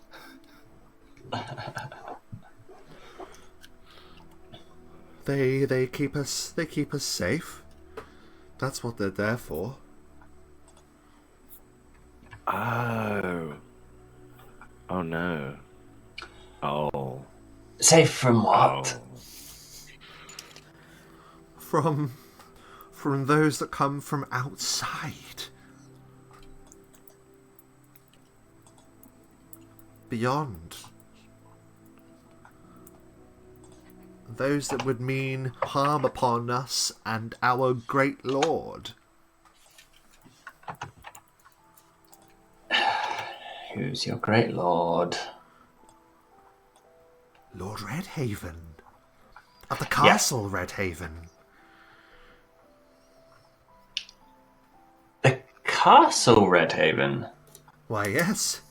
Yes, it stands proud upon the rich. Upon the hollow descent. That is just fascinating. Hollow descent. If he's got a home, we can set fire to it. What did you say about our lord? She suddenly becomes very alert. Like, the haziness of her eyes they go sharp. You are aware that your lord is a tyrannical evil vampire. Blasphemy! She shrieks.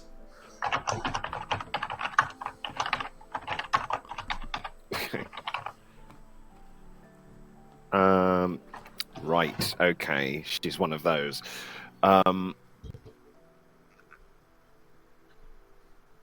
What else is in the basement other than the four guardians? There are many ways through the basement.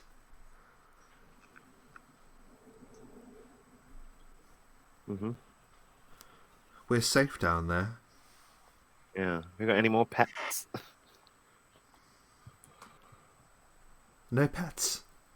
Not anymore. No pets. She's creepy. I don't like her very much.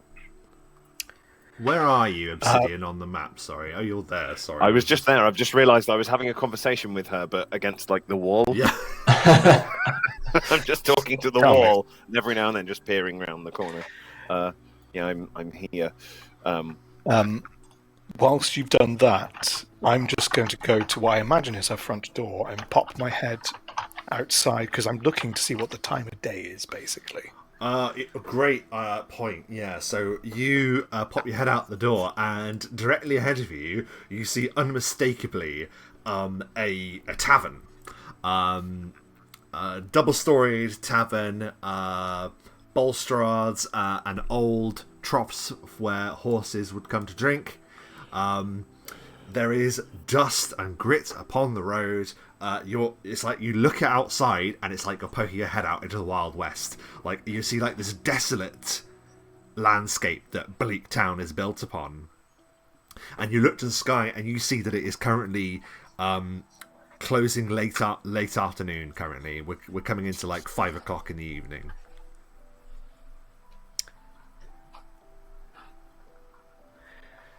Right.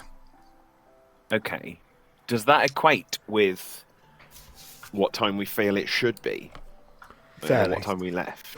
Yeah, because you spent the morning getting your honours and your rewards. You then left, saw the guests. Before that, you were speaking to your beloved wife as well. You've easily... Just wanted to make sure there wasn't some kind of time skip, or just in case we'd been relocated somehow. Well, there may have been. I mean, been missing for some time, or you don't know about that. I mean, You don't know. But it feels like it should be around the same time as it is outside. So that, that leads me to believe that that's not the case necessarily, that we've just travelled rather than, Right. Okay.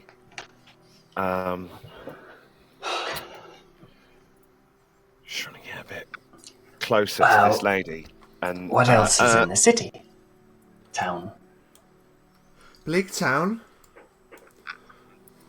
We are but humble servants, and we lead a simple life. There's detect undead. the tavern, and there's the temple. The temple? Yes. The Temple of Nemoritor. For fuck's sake. There's a temple. It's just across the way. You can't miss it. Praise I'll be sure to visit. You can't detect undead obsidian. You do not detect any undead in this area. Okay. That's okay. I just wanted to see if she was sort of vampire acolyte or something, but it doesn't appear to be. You can give me a spot check at obsidian.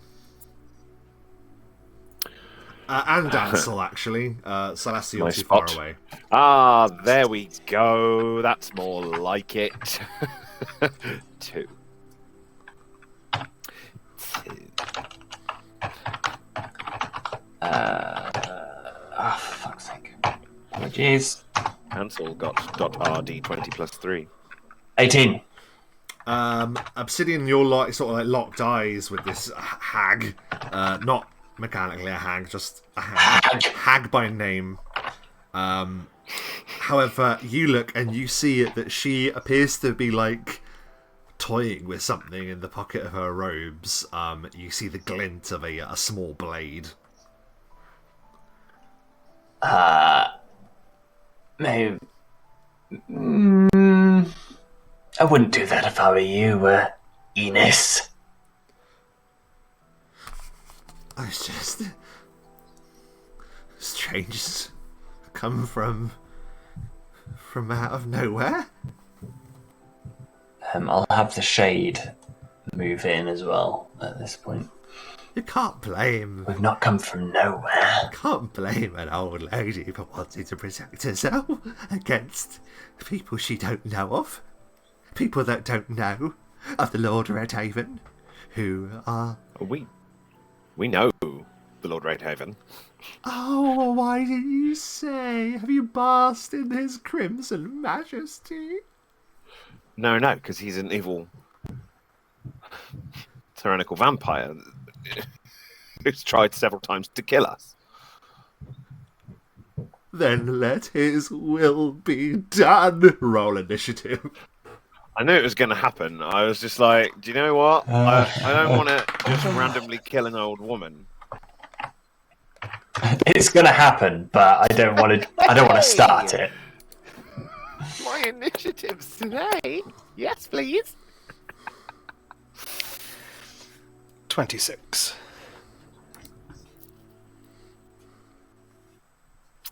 Yeah, we'll stick with it.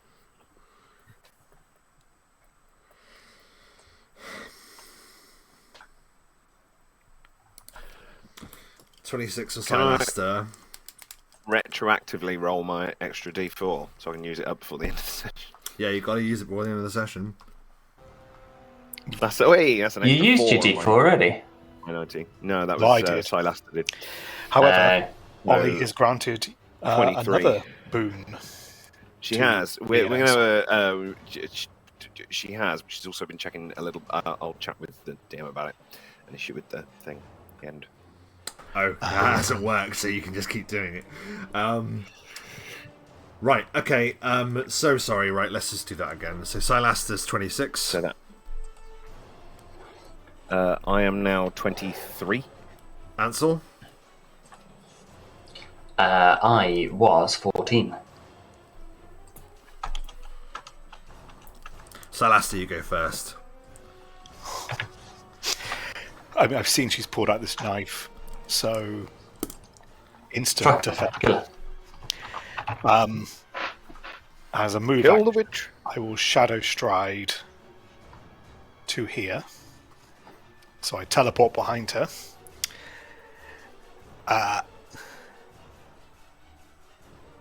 As a swift action, I'll drop into my assassin's stance. And then I will unleash a bloodletting strike. Okay. So this is going to a flat-footed armor class. And she's -2 because of the shade. Okay. And you know what?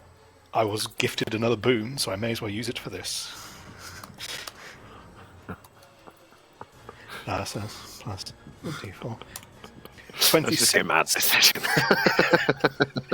To be fair, we really haven't. Unnecessary. We haven't. I've not even used mine. That is 26, so yeah, that is an easy hit against her flat-footed armor class because of the shade of 6. So I do straight up damage with sneak attack because I'm in assassin stance of 30, and then can she make a fortitude save of DC 18? No. She takes 4 constitution damage. How do you immediately kill Enos? I was going to say she's absolutely dead, sure. She dead. She pulled out the knife. I love that we used all of our boons up because we're getting near the end of the session. So we all just went, use all the bonuses on this old woman. This old woman. But you can kill easily. The gods have decided she I did must use it in the die. previous fight, but I must say, from Obsidian Ansel's point of view, you just see Salaster's hand appear through her chest. Oh. That's nasty, man. That's nasty. Well, you just see Obsidian's eyes go really wide in the mud. It's Like, a what the? bloodletting strike, so let there be blood. She is instantly killed and collapses to the ground. No other sound comes from her. You have a house. We have a house. It's our house now. Well, if we can now figure out how to very easily and quickly go back through the painting, we can finish up everything in Valdinor, come here, and we don't need them to activate the way. Well, we're right by where we need to be. That's dependent on how easy it is to freely move between, but we did it before, didn't we? So we should be able to. And how easy it is to get through Bleak Town. Yes, but I think that's going to be a whole mission in and of itself, and I think it's probably, like you said, it's going to be easier doing it this way than going to Stone Seat first, because that's further away. Salaster will take the body of Enos and drag it out of the room Just dump it in the base. and kick it down the No, you stairs. just got to put it in a box or something, haven't you? That's the Hitman way. There's a big barrel. Put it in the barrel. That might be drinkable. My God. I'm not drinking anything that comes from... I just want to get rid of the body in Give me case. 1 second. Right. I didn't have a glance out the front door like you did, so I'm curious. Yeah, you can look out. You can look out the front door. Certainly, you can look out, and I'll bring it into the. Look. Yeah. So yeah, tavern. like I mentioned, but imagine very much Wild West, one street town, like dust like everywhere. It's sort of quite an arid kind of area, to be honest. But yeah, you see like a strange, dilapidated-looking tavern with many tall windows directly ahead. If you're looking around, you see that there's a number of houses, like I mentioned, single street town. And yeah, there also appears to be like a looming structure of some kind of temple as well.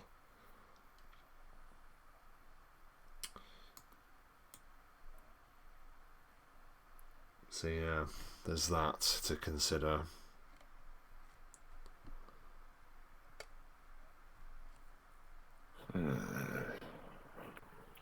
I will reclose the door. Had a look outside. Close the door. Okay, we need to decide what we're doing. We appear to have made it randomly across the land, which is really useful and helpful to us. We weren't necessarily prepared, as in we've done it without the Necro Wagon.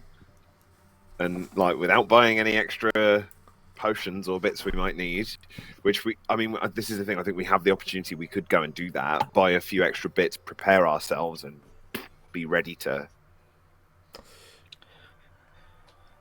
push through to... I need her back regardless. Yeah, well, so do I. Family, I know we joke about it, but literally can't just up and disappear. The family need to be able to say goodbye. They're staying in the city. I'm not going to have them exiled. And once I'm powerful enough, they won't be able to keep me exiled. They can ask me to leave. Do we know how long it takes to get from Bleak Town to the Hollow Descent, roughly, based on the map? So we won't have the horses, so we'll have to be on foot if we do it this way, because obviously they can't go Unless through we the find painting. some more horses. Unless we somehow manage to figure out how to bring the entire necro wagon and horses through the painting with us. I wonder if you could Get commission the horses to read the book. to deliver the necro wagon here for you. I mean, it would take... On horseback. It would take weeks and weeks and weeks. Provided that you... Guessing you avoid Snarewood. Depends. You could ride through Snarewood, but you've heard terrible things about Snarewood. If you were to avoid Snarewood, it would take you... Okay, so...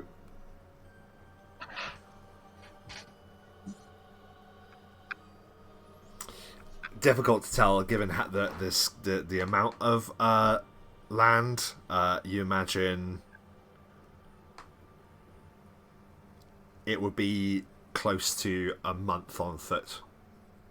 Oh, But riding... Sorry, no, Bleak Town to Hollow Descent.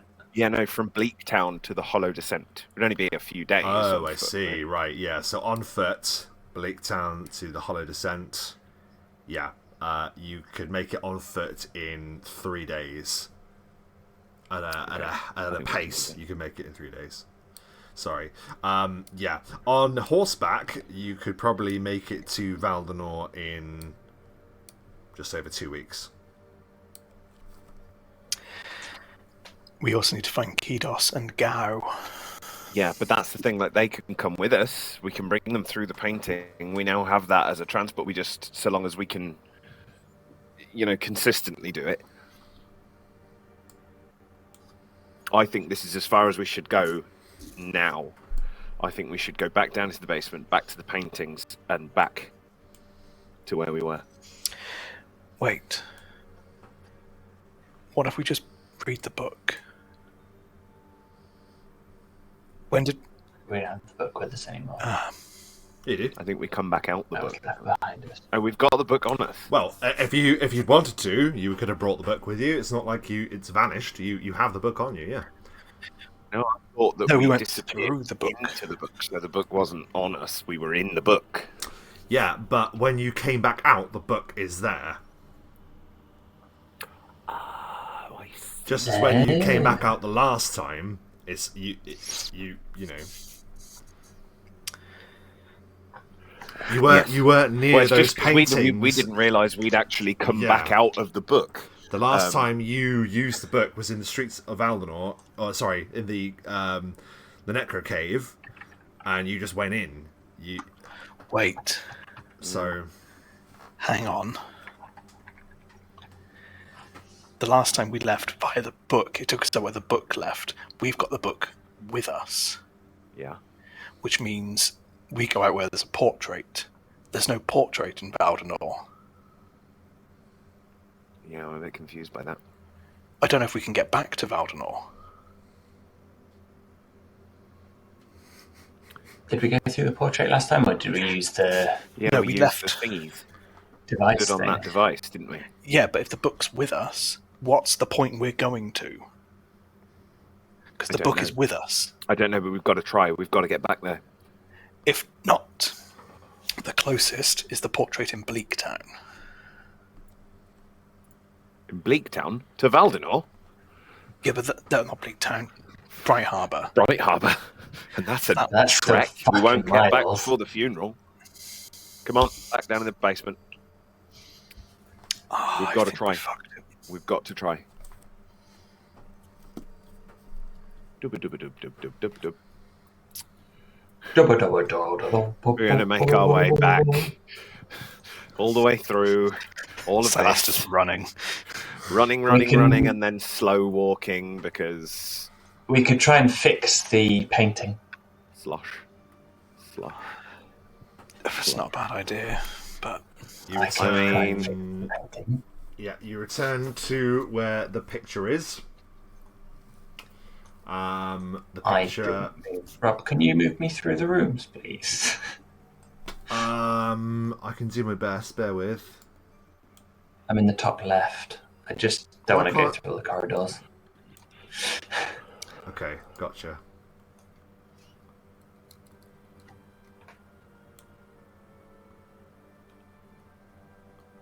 It's being dead slow now.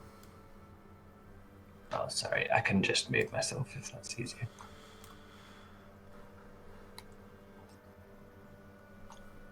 Yeah, it didn't like that. So we walked just through this painting before, so let's try doing that again. but if that takes us out to This will take us back to where we fought the big golem thingy. And then we reactivate the floor thing that we did before, and hopefully we'll be back to where we were before we used the book. I mean, the only Can thing I take a look at this painting? The broken painting. Yep, you can.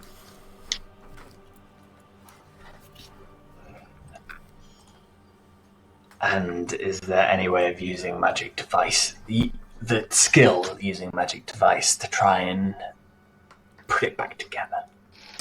No. Shit. You have to be able to create magic devices to fix magical items.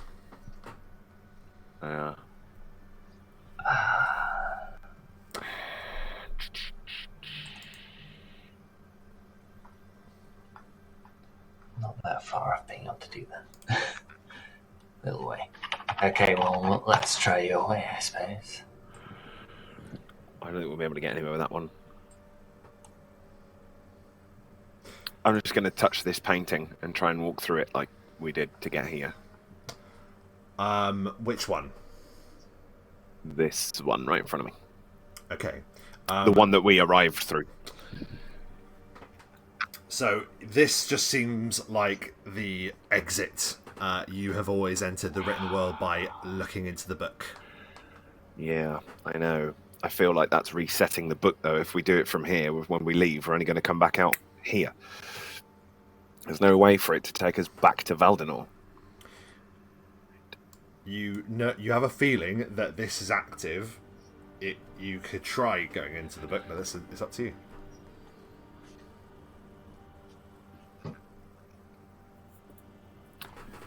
Any ideas, guys? Because there's no way we could have known that we were leaving the book when we went through the painting.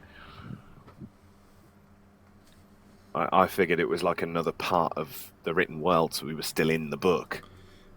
Well, it wouldn't Now have made any we're- difference, though, would it? Like, even if we were still in the written world, there's no way to get back to Valdinor through there. Well, if we were still in the written world, the way we went into the written world was in Valdinor, so it's essentially like a long tunnel, but we've gone in one and out the other side, so now I don't know how to get back there at all. I have no Well, clue. the way into the written world is through the book, but the only way to get out is through the paintings. So it's not quite the same Yeah. as a tunnel. You could always try going into the written world. It's entirely up to you. I feel like if we do, the only way back out of the written world is back into that room in Bright Harbour. But we can go in, we can have a look. At least we know that this painting is here, so we can just come right back here and try something else. Let's do it. Let's have a look in the book. alive again. You return to the written world. You are very pleased to see that the construct remains slain, or destroyed, rather. The painting on the far side looks to be intact, however.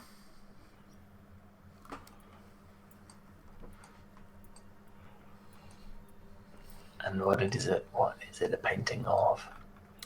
Is it still that room? It looks like a room that you visited in Bright Harbour in Darrick Redhaven's now abandoned house. But so if we go through that, we're buggered. How did we activate this last time? It was to do with imbuing with power and words, wasn't it? That's how you escaped, yeah. But you still came back through the way you'd come.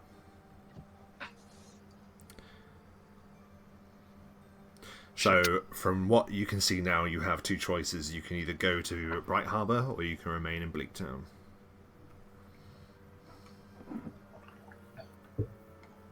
There's literally no way back to Valdinor. You tell me. That we know of. You tell me. I think maybe we're more likely to have a way through Bleak Town than Bright Harbour. Because Bright Harbour, we know that there was no... Unless we knew anyone who could teleport. Which I don't know we did. We didn't. Or transport of any kind.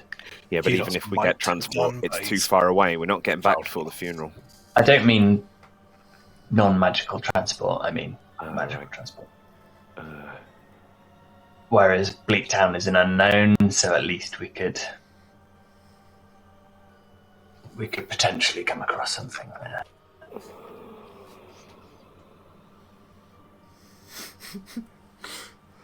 What do you want to do?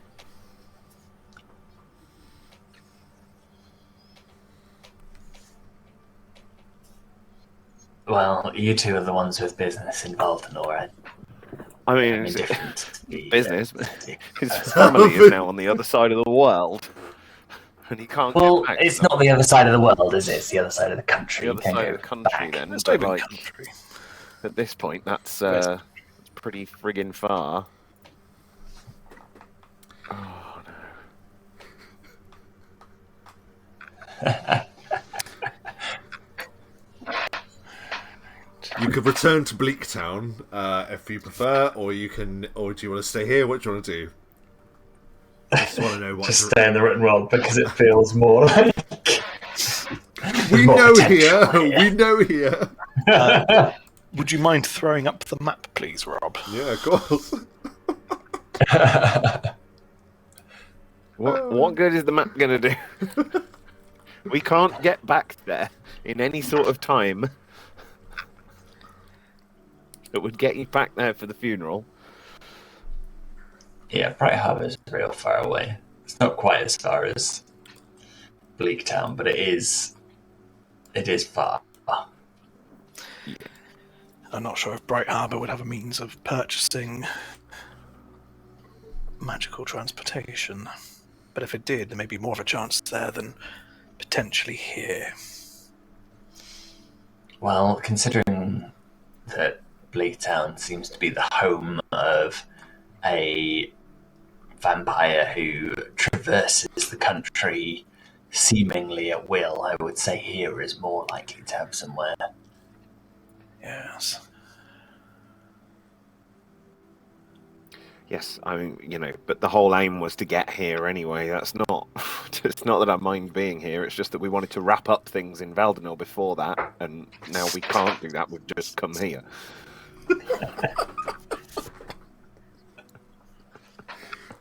I feel like Ansel has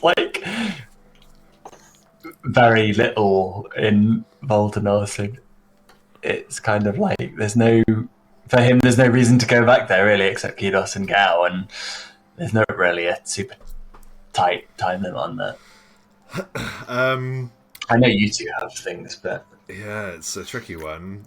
I'll ask it. I mean, yes, but I have no idea. I have no thoughts. I have no clue what to do. Just for now, which way are you going? Bleak Town, Bleak Town, Bleak Town.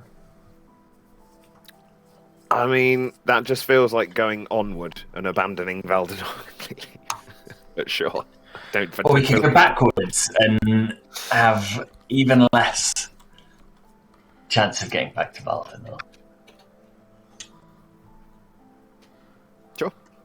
Carry on forwards. Yeah, I don't know.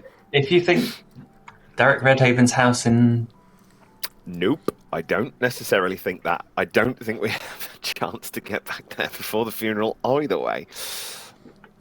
I think what we've done is sort of accidentally skipped ahead and screwed ourselves out of anything in Valdinor that was to do with the wrap-up, with the funeral and all of that plot. Trust me, it hurts me, the amount of preparation that's gone into that. But there was no possible way we could have known that was the case. No, there isn't. Because, no. Through the written world. I didn't realise we were going to suddenly teleport across the country. You can say that you wish that none of this had happened, but it's not up to us about what's happened. All that we can do is whatever Sam Gamgee said in The Lord of the Rings, and I've forgotten the rest of the quote. Well, all you have to do is decide what to do with the time that is given to you. Yeah. Oh, it's not Sam Gamgee, it's Gandalf. That's fine. That's fine. Okay. Not from that world. You can peek back through then in that case, and you feel that surge as you step through like the wave of blood, and you are now returned to Bleak Town.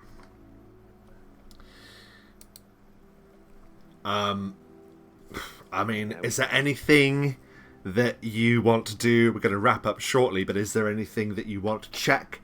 Is there anything that you have in your inventory at all that might be of use? No. I don't think so. I have a mysterious ring. Would you like to do a Knowledge Arcana check on the ring? I'd love to do a Knowledge Arcana check on the ring. Can I do one as well? Yes, you can. Probably should have done it some time ago, to be fair, but... Ah, 27 and a 24. We study the ring, like, really closely. Your feelings of panic, Obsidian, your dread that you've just left your family, Silasta, the contract that you're now definitely going to miss. Ansel, you're kind of just relaxed about it. But looking upon this ring, you're able to examine it with a good deal more care. And strangely, Ansel, it is because you investigated. Do you remember I said that you investigated those fire pits when you're in the written world? oh yeah. And they had some kind of like planar / conjuration magic to them. Well, this ring, weirdly, has something about it that is quite similar.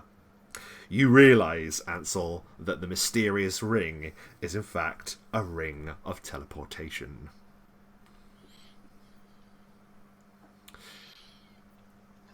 Interesting. How does a ring of teleportation work? So I've not actually heard of it in ring form before. the ring of teleportation has a number of charges depending on how many stones that is upon it. You have one. It has one charge. One per day. Oh, okay. Oh. One per day. I was like, oh no, it's a single-use item. He doesn't care.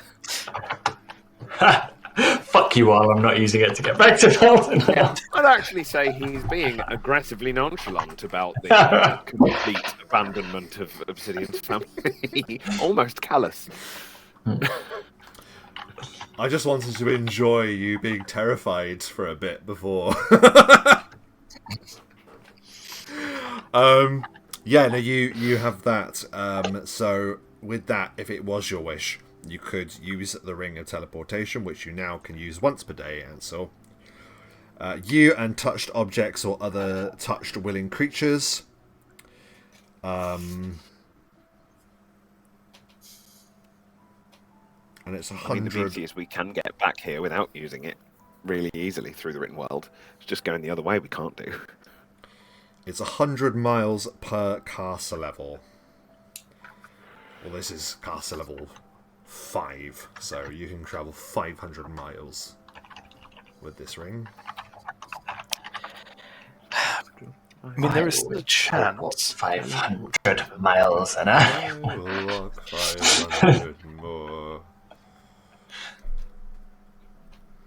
Go on, Mike, sorry. I say it from a player's point of view. There is still a chance teleportation isn't 100% guaranteed. Yeah, well, that's what I was about to say. So you have a familiarity with the place. If you're very familiar, then it's much easier to teleport to. If it's studied carefully, great. If it's seen casually, if it's viewed once, danger. I mean, Valdinor splice is top of that list, surely, for any of us. You've spent a bunch of time there. You've slept a few times in various places. You've very familiar for most of it. Yeah. Go to a place that you feel like you know the most in Valdinor, and anyway, I really want to explore Bleak Town, so so do I, and we can get back here. No, let's teleport. Let's teleport. All right. So then, Ansel, if you'd like to roll me a D100, as it's very familiar, just don't roll beneath 97, eh? Beneath 97? Oh, sorry, just don't roll over 97. Okay. You use your D4 boom. I mean, if that had been the other way. That is a near perfect teleport. Where are you teleporting to in Valdinor, Ansel? I will teleport. What are we wanting to do in Valdinor? Silaster's got a thing he wants to do. I want to say goodbye to my entire life. We have. It's the DM has callously taken it away from me. We have allies to collect, possibly provisions to stock up on. I think I will teleport to Obsidian's house because it's the place I'm most familiar with. Suddenly in the burnt, charred remains. Yeah. Yeah, oh, goodness, just to bring that memory back. Okay. So as you look upon Bleak Town, or rather you take your last look around, knowing full well that there is much further to explore in the lower levels as well as the surface, you teleport. What is it like as Ansel teleports, as it should take on a facet of your power? What's it like? So I think it is... He puts his hand out into the middle of the group, and white, almost moonlight, fills in a circle, and then tips, and suddenly they're travelling forwards, flying through a tunnel, effectively with starlight flying past them on, well, all sides, I suppose, until they smash into a landing on Obsidian's house. Not on the house, in the house. The landing was so hard it turned Silaster into a dwarf. So it did. He just landed with such a poof that he's now shorter. And it is as you return to Valdinor with that vital clue and that vital magical item that has been bestowed unknowingly upon you, Ansel. That is where we shall leave the strangers. So, I first of all really enjoyed the fact that we had those boons. We're definitely going to have to look into it because I think unlimited boons are available, so I might have to just double check that at another point. I'm not sure if they're unlimited or if there's just like 2 or 3 allowed. I think really only one of each per session should be allowed for any one player, like, because otherwise it's too much.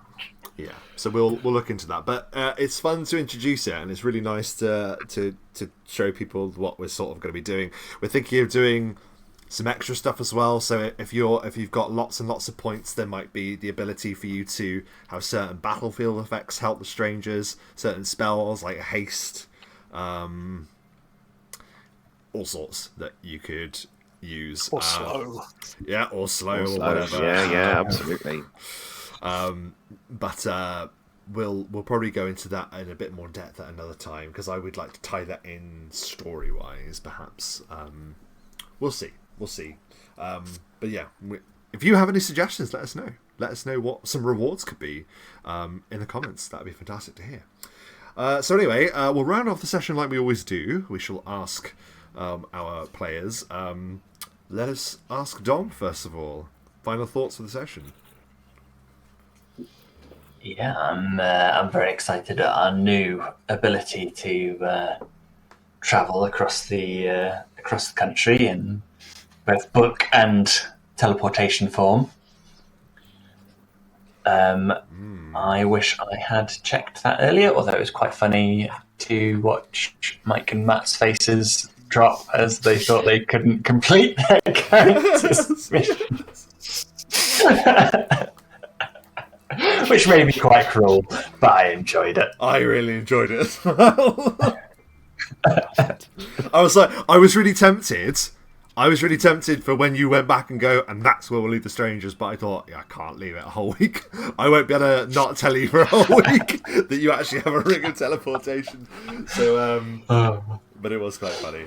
Yeah. And I generally enjoyed the session, other than the realization dawning on the two of them. Yes.